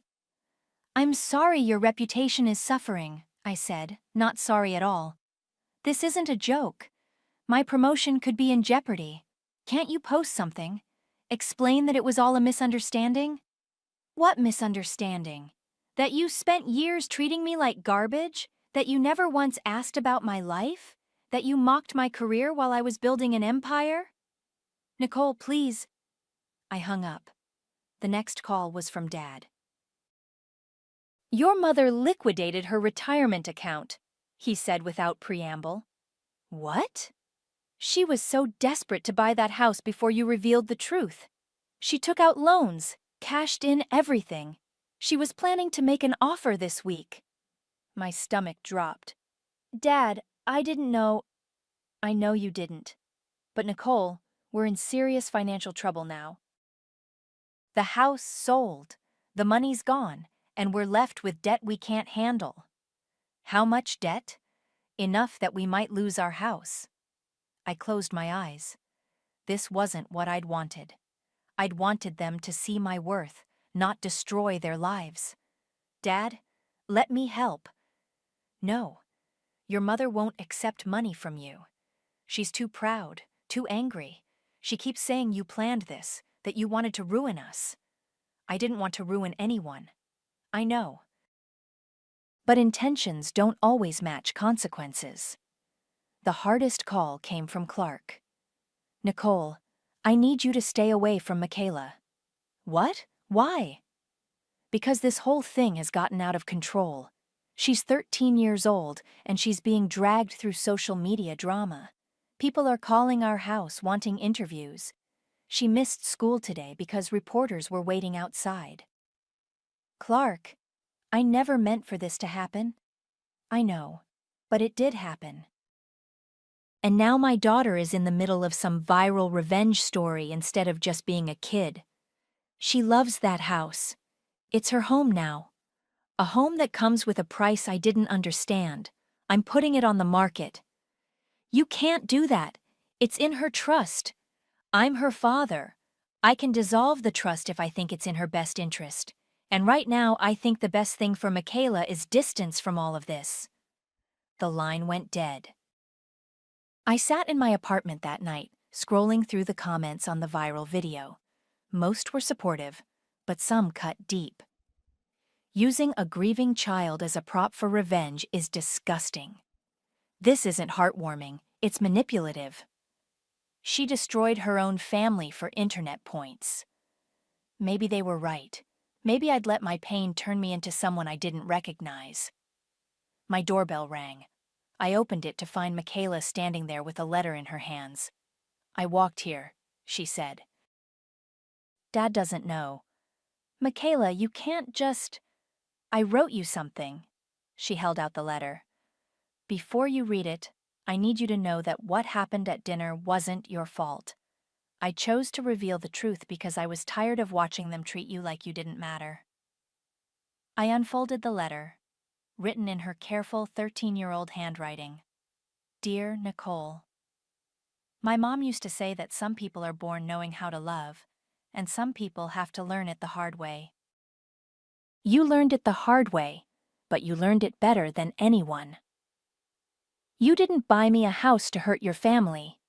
You bought it because you saw a kid who needed to know she was worth something. That's not revenge. That's love. I know Dad wants to sell it, and I know you're feeling guilty about everything that happened, but I need you to know that for the first time since Mom died, I felt like someone chose me first. Not out of obligation or guilt, but because they actually wanted me to be happy. That feeling is worth more than any house. You taught me that homes aren't built on blood. They're built on the people who show up, who stay, who choose to love you even when it's hard. Thank you for showing up. Thank you for staying. Thank you for choosing me. Love, Michaela. P.S. I don't care what anyone says online. You're not manipulative. You're just someone who figured out how to turn pain into purpose. That's not something to apologize for." I looked up to find her watching me with those wise eyes. "Michaela, I'm so sorry this got so complicated." "It was always going to be complicated," she said. "That's what happens when you finally tell the truth after years of hiding it. But complicated doesn't mean wrong." She hugged me tight. "Besides," she said, pulling back with a grin, "I've decided I don't want to sell the house. Your dad said—" "My dad's scared. But I'm not. I want to keep it, and I want you to help me turn it into something amazing. A place where kids like us can come when they need to remember they're worth something." I stared at her. Kids like us? Kids who had to learn the hard way that love isn't guaranteed. Kids who know what it feels like to be invisible. Kids who need someone to choose them first. She was right. The house wasn't about revenge anymore. It was about transformation, taking something my mother coveted and turning it into something that actually mattered. "What do you think?" Michaela asked. "Want to build something beautiful together?" I smiled, thinking about all the paper plates and dismissive comments and years of feeling invisible. "Yeah," I said. "Let's build something beautiful." Turns out, some homes are built on love, not blood, and even paper plates can carry power if you know how to serve what's on them. The shoebox sits on my lap like a loaded gun. My name is Faith, and tonight I'm about to destroy my family. The irony isn't lost on me that we're celebrating my mother's 48th birthday at Chez Laurent, the same restaurant where she used to take me for special occasions when I was little, back when I still believed she loved me more than she loved herself. "Faith, honey, you've been so quiet tonight," Mom says, her freshly injected lips curving into what passes for a smile these days. Are you feeling all right? I adjust the black leather box on my lap, feeling the weight of $48,000 in cash inside. Sequential bills, each one stamped with a single word in red ink. Retribution. I'm perfect, Mom, just waiting for the right moment. Dad shifts uncomfortably in his seat, loosening his tie. He's been nervous all evening, though he doesn't know why yet. Alexandra, my 20-year-old sister, scrolls through her phone between bites of her salmon. She looks so much like Mom did at that age, before the surgeries, before the lies became a lifestyle. Well, I have to say, this has been the most wonderful birthday. Mom continues, her voice carrying that practiced sweetness she uses when she wants something. Having my whole family together like this, it's everything I could ask for. Grandma Vienna sits across from me, her weathered hands folded neatly on the table. At 72, she's the only one here who remembers what Mom was like before she became Trisha, the trophy wife. Grandma's phone rests beside her water glass, screen dark but ready. Actually, Mom, I brought you something special. I lift the shoebox slightly. A birthday gift that's been 4 years in the making. Alexandra finally looks up from her phone.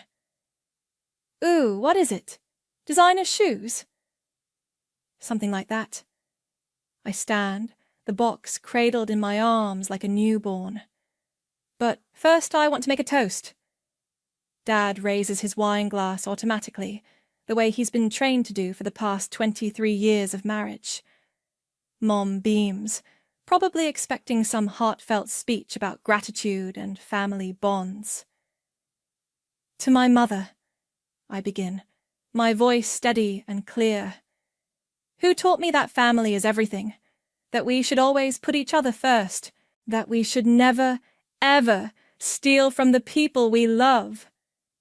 Mom's smile falters, just slightly, but I catch it. Faith. Dad starts, but I cut him off, especially when those people are 17 years old and trusting you with their entire future. I set the shoebox on the table with a soft thud. Happy birthday, Mom. The silence stretches like a taut wire. Mom stares at the box as if it might explode, which, in a way, it will. What is this? She whispers. Open it. Her manicured fingers tremble as she lifts the lid. The cash sits in neat stacks, rubber-banded and organized. Underneath, a manila envelope thick with documents. And on top of everything, a single sheet of paper with my handwriting. For services unrendered. Every penny you stole from my college fund, with interest. I hope your new face was worth it. Mom's wine glass slips from her hand, red liquid spreading across the white tablecloth like blood. Dad chokes on his drink, coughing violently. Alexandra's mouth falls open. Faith, what the hell? Alexandra starts. $48,000, I announce, loud enough for the neighboring tables to hear. That's how much she took from my college savings account when I was 17. Forged my signature. Told everyone I decided to take a gap year, when really she spent my future on plastic surgery and designer handbags. That's not... I would never...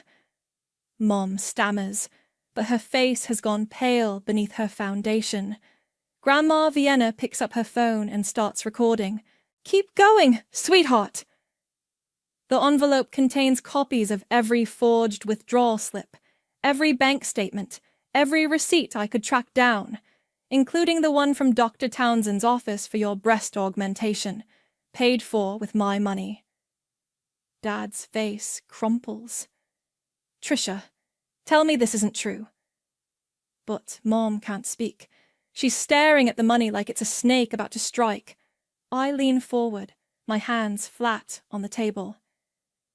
You humiliated me, made me look like a failure who couldn't even get into college. Let me struggle with debt and shame while you paraded around in your new body, bought with my dreams. Faith, please. For services unrendered, Mom. I straighten up, smoothing my dress. I'll never let you rob another daughter again. The restaurant has gone quiet around us. Other diners pretend not to stare while obviously hanging on every word. Mom looks around frantically, realizing her perfect public image is crumbling in real time. As chaos erupts across the table, Dad demanding answers, Alexandra crying, Mom hyperventilating, I allow myself the smallest smile. This is only the beginning. 4 years earlier, I was 17 and stupid enough to believe my mother loved me. I remember the exact moment everything changed. It was a Tuesday in March, and I was supposed to be at soccer practice. Instead, I'd come home early with a migraine, creeping through the back door so I wouldn't disturb Mom's afternoon routine. That's when I heard her voice drifting from the kitchen, honey-sweet and conspiratorial. No, I understand the payment schedule, she was saying into her phone. The consultation fee, then the surgery deposit. Yes, I can have the full amount by Friday. I froze in the hallway, my backpack sliding off my shoulder. It's not like she's going to need it right away, Mom continued with a laugh. College is still over a year away, and honestly, state schools are so much more practical these days. My blood turned to ice water. She was talking about my college fund, the account Dad and I had been building since I was 12, every birthday check and summer job paycheck carefully deposited for my future. Trust me, Dr. Townsend, this is an investment in my family's happiness. A confident mother is a better mother, right? I backed toward the door, but my shoe squeaked against the hardwood. The conversation stopped abruptly. Faith? Is that you, honey? I had 2 choices, run or confront. 17-year-old me chose confrontation. Mom, what were you talking about? She appeared in the kitchen doorway, phone pressed against her chest, her smile too bright. Oh, just boring adult stuff. Why aren't you at practice? What did you mean about my college fund? Her laugh was like breaking glass. Sweetie, you're being paranoid. I was talking to the bank about refinancing the mortgage. You mentioned Dr. Townsend. That's not a bank. Faith, really? You're 17. You don't understand how family finances work. She moved past me toward the stairs. Sometimes parents have to make difficult decisions for the good of everyone. I followed her. What kind of decisions? She spun around, and for just a second, her mask slipped. I saw something cold and calculating in her eyes that I'd never noticed before. The kind that aren't your business. That night, I logged into my savings account for the first time in months. The balance that should have been 48,247 showed 0.00. Account closed due to insufficient funds. I printed the statements with shaking hands. The withdrawals had started 3 months earlier. Small amounts at first, $500 here, $200 there. Then bigger chunks. The final withdrawal, made just 2 days ago, cleaned out everything that remained. Every single withdrawal slip bore a signature that looked like mine but wasn't quite right. The F in Faith was too loopy. The L in Lewis had an extra flourish I'd never made. I confronted her the next morning at breakfast. Dad had already left for work, and Alexandra was still asleep. I know what you did. Mom didn't even look up from her coffee. What are you talking about now? I slammed the bank statements on the table. You stole my college money. She glanced at the papers, then at me, completely calm. I borrowed against your account for a family emergency. I'll pay it back. What emergency? And why didn't you ask me? Because you're a child, Faith. This is my house and these are adult decisions. It's my money. I earned most of it myself. She stood up, towering over me in her silk robe. Nothing in this house belongs to you. Nothing. Your father and I provide everything. Your food, your clothes, your roof. That money was always ours. That's not how college funds work, and you know it. Lower your voice. Her tone turned dangerous. You're being dramatic and ungrateful. I've sacrificed everything for this family. By stealing from your own daughter. She slapped me, not hard, but the shock of it left me speechless. I didn't steal anything. I made a strategic financial decision. And if you keep running your mouth about this, you'll find out exactly how much I've been protecting you from. I touched my cheek, staring at her. This woman who'd read me bedtime stories and cheered at my soccer games had just hit me for asking about my own money. You can't do this. Watch me. She picked up her phone. In fact, let me make this easier for everyone. I'm calling your guidance counselor today to let her know you've decided to take a gap year.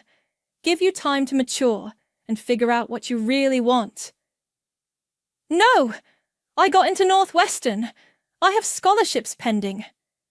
Had scholarships pending, past tense. She smiled, and it was the cruelest expression I'd ever seen.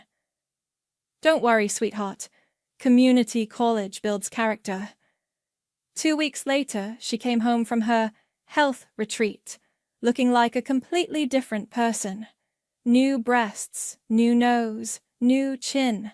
She told everyone she'd been at a spa in Arizona, recovering from exhaustion. The neighbors complimented her glow. Dad said she looked 10 years younger. Alexandra asked if she could get her nose done too when she turned 18. And I sat in my room, acceptance letters scattered around me like broken dreams, planning my escape. I left home on a Thursday night in August with nothing but a duffel bag and my laptop. Northwestern had held my spot despite the delayed enrollment. My guidance counselor, Mrs. Rodriguez, had made some calls after I showed up at school with bank statements and a story that made her cry. Full merit scholarship plus work study. I'd be broke, but I'd be free. Mom found my note the next morning. Gone to college. Don't look for me. She didn't.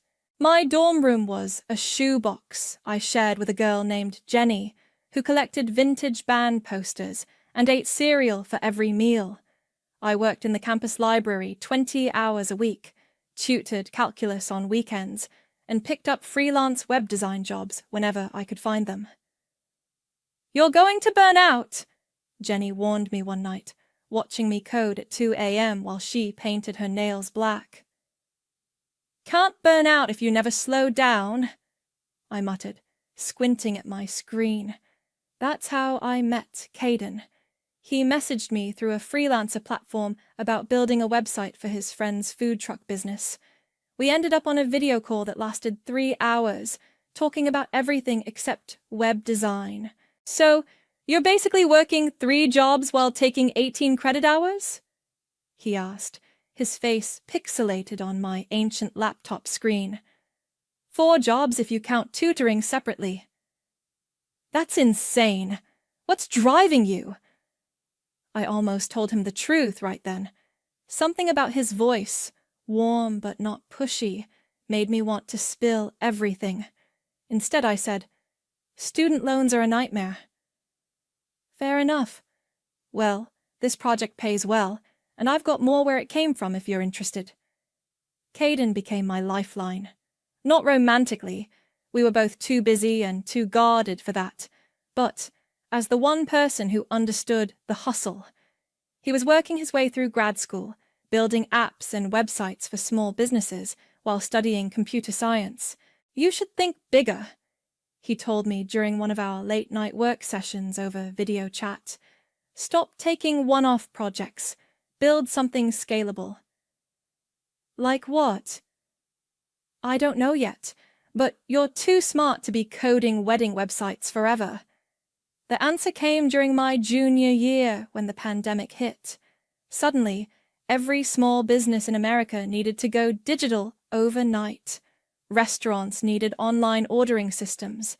Retail shops needed e-commerce platforms.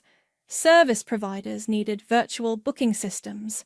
I called Caden at midnight on a Tuesday. I know what we're building, I said without preamble. Hello to you too. What time is it? A virtual operations platform, one-stop shopping for small businesses to get online. Templates, payment processing, inventory management, customer service integration, everything. Silence on the other end. Then, that's actually brilliant. How fast can you build a prototype? Give me 2 weeks. I didn't sleep for 14 days. Jenny brought me energy drinks and leftover pizza while I coded like my life depended on it, which, in a way, it did. The platform launched 3 months later. We called it Quick Shift Solutions. Within 6 months, we had 200 clients. Within a year, we had 2,000. Faith, we need to talk about scaling, Caden said during one of our weekly check-ins. He was calling from his apartment in Seattle, where he'd moved after graduation. I'm listening. We're making serious money now, like life-changing money. You could quit school. I'm not quitting school. Why not? You're already running a successful business. Because I needed that degree. Because I needed to prove to myself, and to Mom, wherever she was, that I could finish what I started, that she hadn't broken me. I graduate in December. I can handle both for 6 more months. Okay, but we need to incorporate. Get proper legal protection. And Faith? Yeah? You should probably tell your family you're not actually a broke college student anymore. I laughed, but it came out bitter. My family thinks I'm taking a gap year to find myself. They have no idea I'm even in school. Wait, what? It's been 3 years. 3.5, and they've never called, never texted, never asked how I'm doing. That's... Wow, I'm sorry. Don't be. It's better this way. But it wasn't. Really. Sometimes I'd see other students FaceTiming their parents, complaining about professors or sharing good grades, and I'd feel this hollow ache in my chest. I'd check social media and see photos of Mom and Alexandra at spa days or shopping trips, looking like the perfect mother-daughter duo. Mom had gotten more work done. Her Instagram was full of selfies with captions about living your best life and investing in yourself. She looked like a completely different person from the woman who'd raised me. I graduated summa cum laude on a grey December morning. The ceremony was small due to COVID restrictions. I sat alone in the audience section reserved for families, watching my classmates hug their parents and pose for pictures. My phone buzzed with a text from Caden. Proud of you? Ready to take over the world now? I typed back. Almost. One more thing to take care of first. That night, I started researching private investigators. The private investigator's name was Marcus, and he looked exactly like you'd expect. Rumpled suit, coffee stains, and the weary expression of someone who'd seen too much human ugliness. You want me to investigate your own mother? He asked, leaning back in his squeaky office chair. I want documentation, legal documentation of financial fraud committed against a minor. How long ago are we talking? 4 years, but I have bank statements, and I need someone who knows how to make them stick in court if necessary. Marcus whistled low. Statute of limitations might be an issue, depending on the state. But let's see what you've got. I spread the papers across his desk, like tarot cards revealing a dark future. Bank statements, withdrawal slips, account closure notices, the paper trail of my stolen dreams. "These signatures," Marcus said, squinting through riding glasses. "They're close, but not perfect. See here? The pressure's different, the angle of the pen. Can you prove they're forgeries?" "With the right handwriting expert? Absolutely. What else you got?" I pulled out my phone and showed him screenshots of Mom's social media from that time period. Her transformation documented in real time, the subtle changes week by week, then the dramatic reveal after her health retreat. "Cosmetic surgery's expensive," Marcus noted. "You're talking 40, 50,000 minimum for this level of work." 48,000! That's exactly what was in my account. "Convenient coincidence." He made a note. "I'll need a few weeks to dig deeper. Bank records, medical records if I can get them legally, maybe some interviews with people who knew your family then."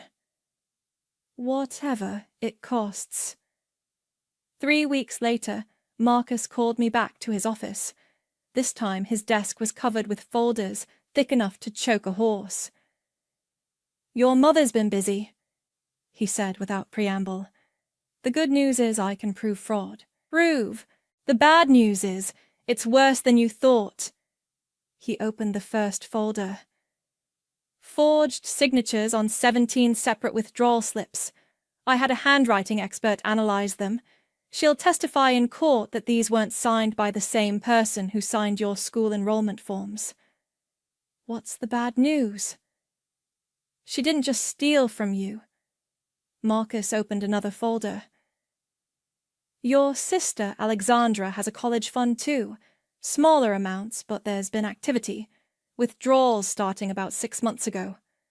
My stomach dropped. "How much?" 8,000 so far. Small enough that a 20-year-old might not notice, especially if she's not checking regularly. I stared at the papers, feeling sick. "She's doing it again." "Gets worse. I found records of your mother opening credit cards in your name when you turned 18. She's been making minimum payments, but there's about 12,000 in debt she racked up that first year." "What? That's impossible. I would have known." "Not if she had the statements sent to a P.O. box," which she did. Marcus slid another document across the desk. "Credit report shows 3 cards opened in 2019, all with your social security number, all with a mailing address that's not your family home." I felt like I was drowning. "Can she do that legally?" "Hell no. Identity theft, fraud, forgery. Your mother's committed about 6 different felonies here." "Why didn't this show up when I applied for student loans?"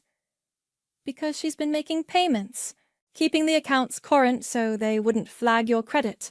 Smart, in a completely illegal way." I leaned back in my chair, processing. "What else?" Marcus opened a third folder. "This is where it gets interesting. Your mother's been seeing a financial planner, setting up LLCs, moving money around. She's also been meeting regularly with a divorce attorney." "She's leaving Dad?" "Looks like she's preparing to. The attorney specializes in high-asset divorces. Your mother's been building a case that she's entitled to more than half of everything because she sacrificed her career for the family." "That's ridiculous. She never had a career." "Doesn't matter if the judge believes her story." Marcus pulled out another document. "Here's the kicker. She's been having an affair with her plastic surgeon, Dr. Townsend, the same guy who did her work with your college money." I stared at the surveillance photos. Mom and a silver-haired man in an expensive suit, holding hands outside a hotel, kissing in the front seat of his BMW, looking like teenagers in love. "How long?" "At least 2 years, based on what I could document. Probably longer. Does Dad know? If he does, he's a better actor than I thought. I interviewed some of his co-workers. They all think he's got the perfect marriage. I gathered the papers, my hands shaking slightly. What would you do if this was your family? Marcus leaned forward, his expression serious. Kid, I've been doing this for 20 years. I've seen families destroyed by secrets, and I've seen them destroyed by truth. Either way, somebody gets hurt. That's not an answer.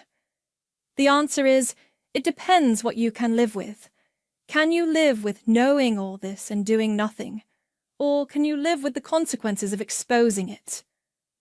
I stood up, tucking the folders under my arm. How much do I owe you? 3,000. But Faith? He stood too, extending his hand. Whatever you decide to do with this information, be careful. People do desperate things when their whole world's about to collapse. I shook his hand, feeling the weight of evidence against my own mother. Thanks for the warning. Grandma Vienna answered her door in a flour-dusted apron, looking exactly the same as she had when I was 12 and sneaking cookies from her kitchen. Faith! My goodness, child, what are you doing here? Hi, Grandma. Can we talk? She stepped aside, ushering me into the familiar warmth of her living room. The same crocheted afghans, the same family photos on the mantel, though I noticed several recent ones of Mom and Alexandra were conspicuously absent. Sit, sit. I'll make tea. You look thin. I'm fine, Grandma. Actually, I'm doing really well.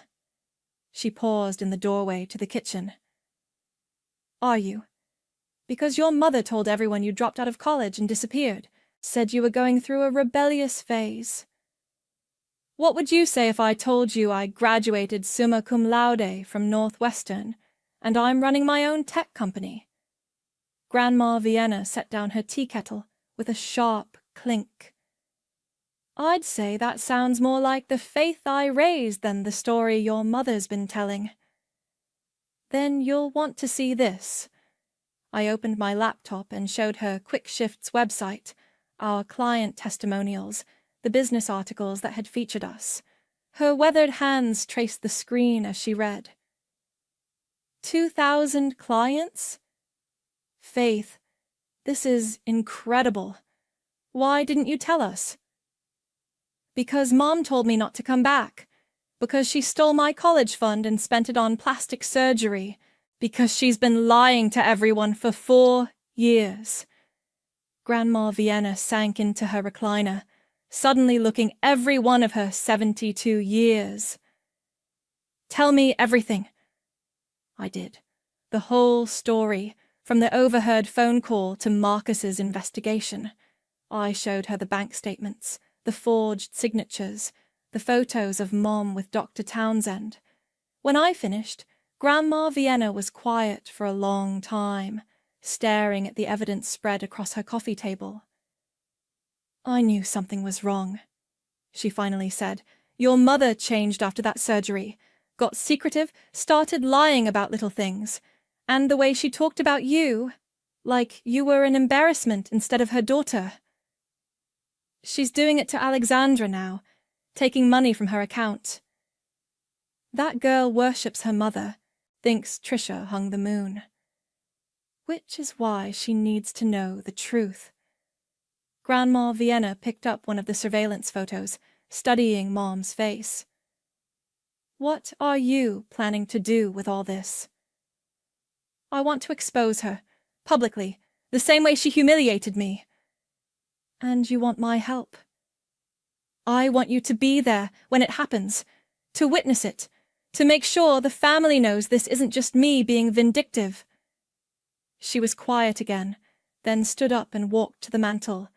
She picked up a photo of Mom from her high school graduation, young, fresh-faced, genuinely smiling. I failed her somehow, Grandma Vienna said softly, raised a daughter who could steal from her own child. This isn't your fault, isn't it? I taught her that image mattered, that what people thought was important. Maybe I created this monster. You didn't create anything. Mom made her own choices. Grandma Vienna turned back to me. What exactly do you want me to do? Mom's birthday is next month. I know Dad's planning something at that fancy restaurant she likes. I want to give her a present she'll never forget. What kind of present?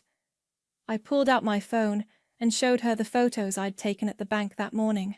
Stacks of cash, $48,000 in sequential bills, each one stamped with red ink. Every penny she stole, with interest, plus copies of every document proving what she did. In public? In front of the whole family? In front of everyone? Let her explain to Dad why his wife's been stealing from their children and cheating on him with her plastic surgeon. Grandma Vienna studied the photos, then looked at me with something that might have been pride. You want me to record it. I want you to make sure there's evidence, so she can't spin this later, can't make herself the victim. This will destroy your family, Faith. Your father, your sister, they'll be devastated. My family was already destroyed. I'm just making sure everyone else knows it. She walked to her kitchen window, looking out at the garden she'd tended for 40 years. Your mother calls me every Sunday, tells me about Alexandra's college classes, about the charity work she's doing, about how proud she is of her family. All lies. I know that now. She turned back to me. But Faith, once we do this, there's no going back. Your sister will hate you. Your father might never forgive you. Are you prepared for that? Are you prepared to watch her do to Alexandra what she did to me? Grandma Vienna was quiet for a long moment. Then she walked to her junk drawer and pulled out her phone. Show me how to work the video camera on this thing.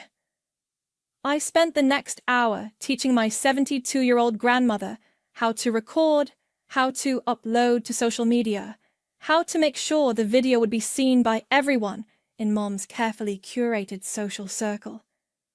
One more thing, I said as I was leaving. Don't tell anyone I was here. Let this be a complete surprise. What if she tries to leave? What if she sees what's coming and runs? I smiled, and I knew it wasn't a kind expression. She won't run. She's too vain. She'll think she can talk her way out of it, charm everyone into believing her version of events. And if she can't, then she'll finally understand what it feels like to lose everything. The black leather shoebox cost me $300. Custom made, with brass corners and a lock that clicked with satisfying finality. Inside, I arranged the money in perfect stacks, sequential bills from the bank, each one stamped with that single red word, retribution. You sure about this? Caden asked over video chat, watching me organize the documents. Once you do this, there's no taking it back. I've been sure for 4 years.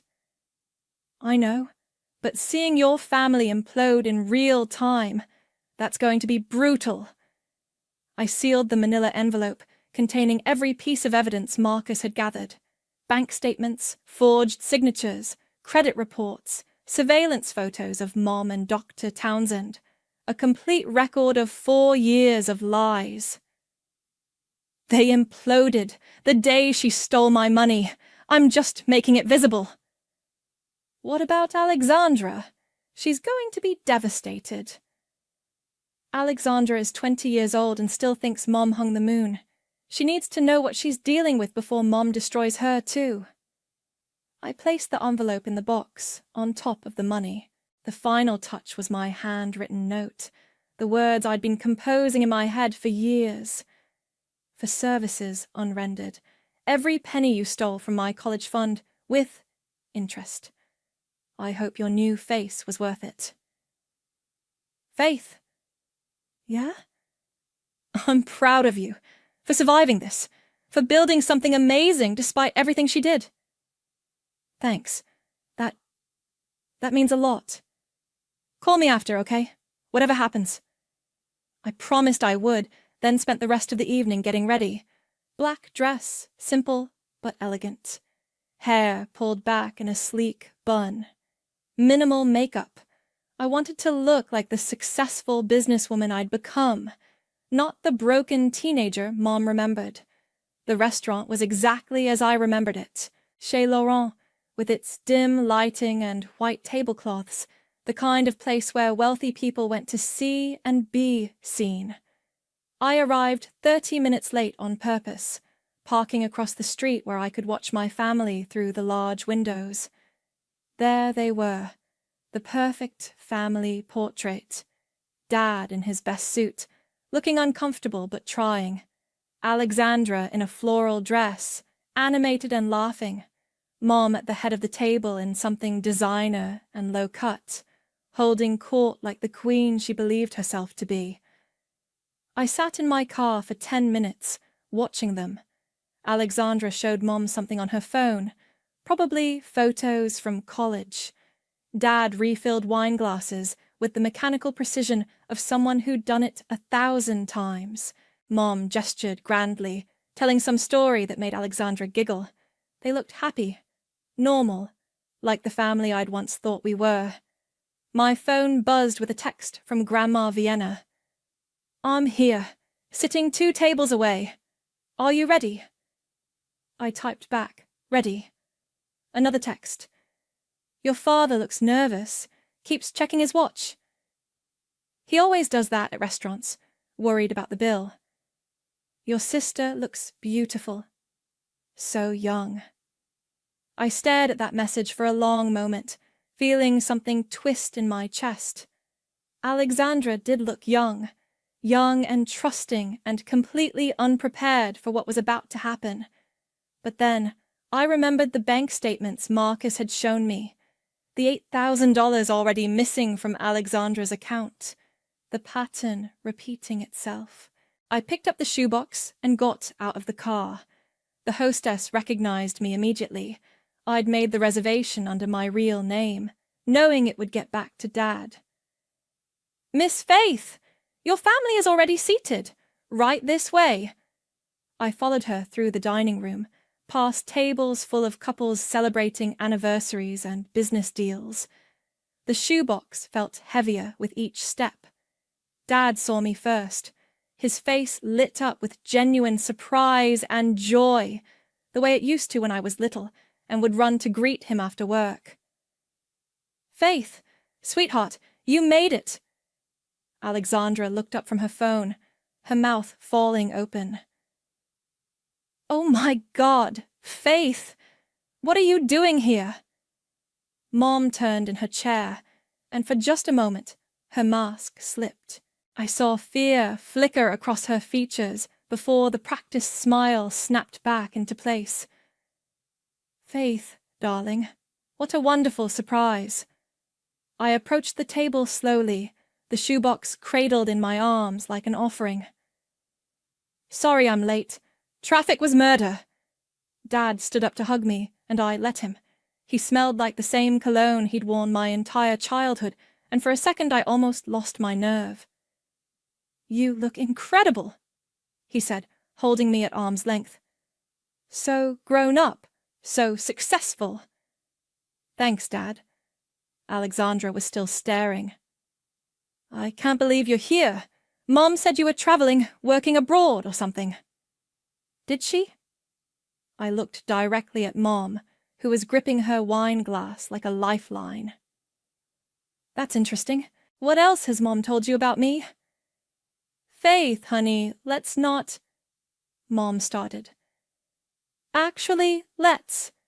I set the shoebox on the table with deliberate care. I brought you a birthday present, Mom. Something I've been working on for a very long time.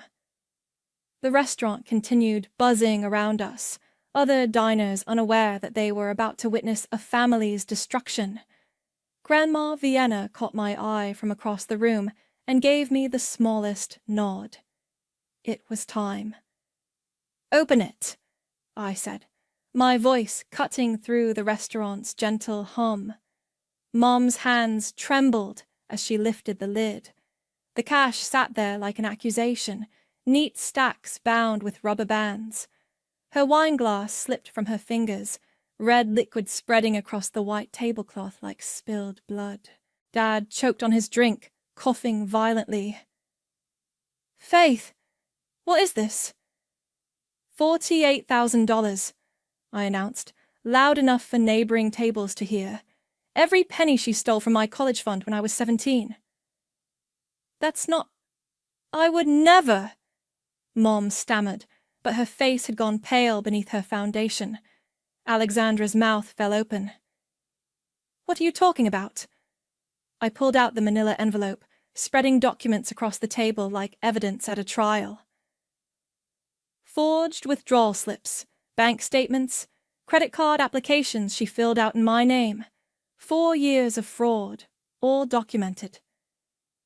"Faith, please, you're making a scene," Mom whispered, glancing around at the other diners who were starting to stare. "Good. You made me a scene when you told everyone I was a college dropout, when you let me struggle with debt while you paraded around in your new body." Dad grabbed one of the bank statements, his face crumpling as he read. "Trisha, tell me this isn't true." "Arthur, she's obviously having some kind of breakdown." "The signatures," I interrupted, pointing to the withdrawal slips. "Look at them, Dad. That's not my handwriting. She forged my name 17 different times." Grandma Vienna's phone was up now, recording everything. Other diners had stopped pretending not to listen. "And here's the best part," I continued, pulling out the surveillance photos. "Meet Dr. Townsend, Mom's plastic surgeon, also her boyfriend for the past 2 years. The photos scattered across the table. Mom and the silver-haired doctor, holding hands, kissing in his car, entering hotels together. Dad stared at the images like he was seeing his own death certificate. "Trisha? Those are fake. She hired someone to what? Follow you around for months? Document your affair with the man you paid with my college money?" Alexandra was crying now, mascara streaming down her cheeks. "Mom, how could you do this?" "I didn't do anything. Your sister is sick. She's obsessed." $8,000, I said, turning to Alexandra. "That's how much she's already taken from your college fund. Small amounts so you wouldn't notice." Alexandra's face went white. "What?" I pulled out her bank statements, started 6 months ago. Same pattern as mine. "She's doing it again, Alex." "No, that's impossible. Mom would never." "Check your account. Right now. Log in and check." Alexandra fumbled for her phone with shaking hands. The table fell silent, except for the sound of her fingers tapping the screen. Her face crumpled as she read. "Oh God. Oh God, it's true." Dad was reading through the credit reports now, his face getting redder with each page. 12,000 in debt? In Faith's name? Trisha, what the hell have you done? "I was protecting this family!" Mom finally exploded, standing up so fast her chair toppled backward. "Do you think success just happens? Do you think people respect you when you look ordinary? So you stole from your own children." "I invested in our future, in our image. A beautiful mother reflects well on the whole family."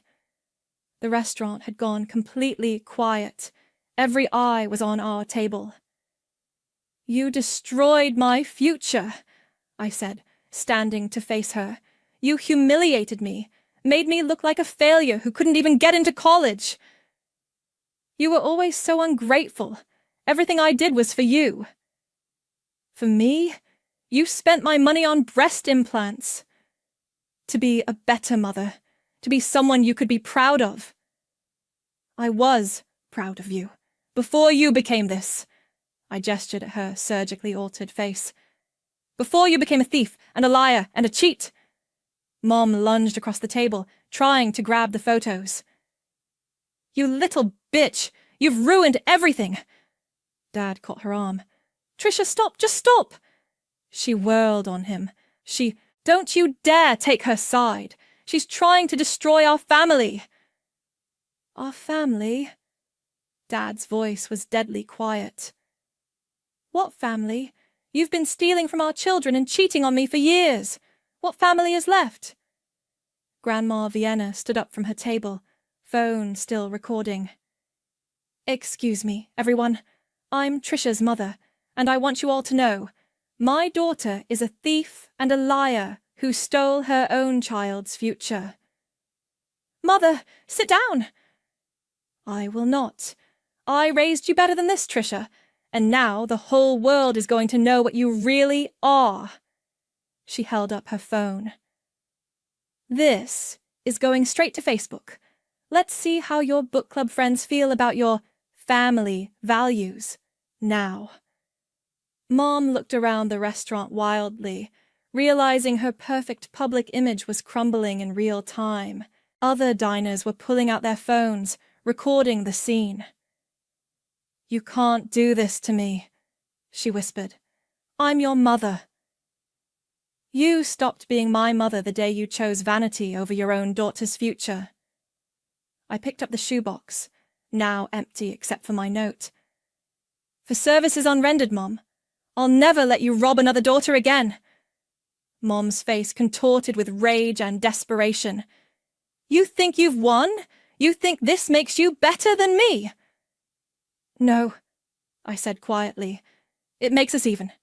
She clutched her chest suddenly, her face going grey. I can't breathe. Mom! Alexandra jumped up as Mom swayed on her feet. Call 911! Dad shouted as Mom collapsed, hitting the floor with a sickening thud. The restaurant erupted into chaos. Sirens wailed in the distance. And I stood there, watching my mother writhe on the floor, wondering if revenge was supposed to feel this empty.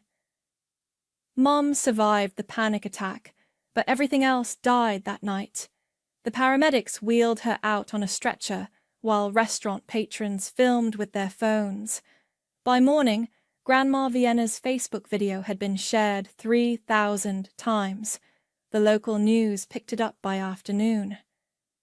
Tech entrepreneur exposes mother's theft at birthday dinner ran on every station in the city. Dad filed for separation the next week. He showed up at my apartment with divorce papers already drawn up and a check for $12,000. For the credit card debt, he said, unable to meet my eyes. I should have known. I should have protected you. Dad. No, Faith. I failed you. I was so busy avoiding conflict that I let her destroy my own daughter's future. He looked older, grayer, like he'd aged 5 years in 5 days. She's staying with Dr. Townsend now. Apparently they've been planning this for months. The affair, the divorce, taking half of everything. I'm sorry. Don't be. You did what I should have done years ago. The Financial Crimes Unit opened an investigation. Mom's lawyer tried to claim the college fund was family money, but the forged signatures were too obvious. She pled guilty to avoid jail time, agreeing to pay restitution and perform community service. The hardest part was Alexandra.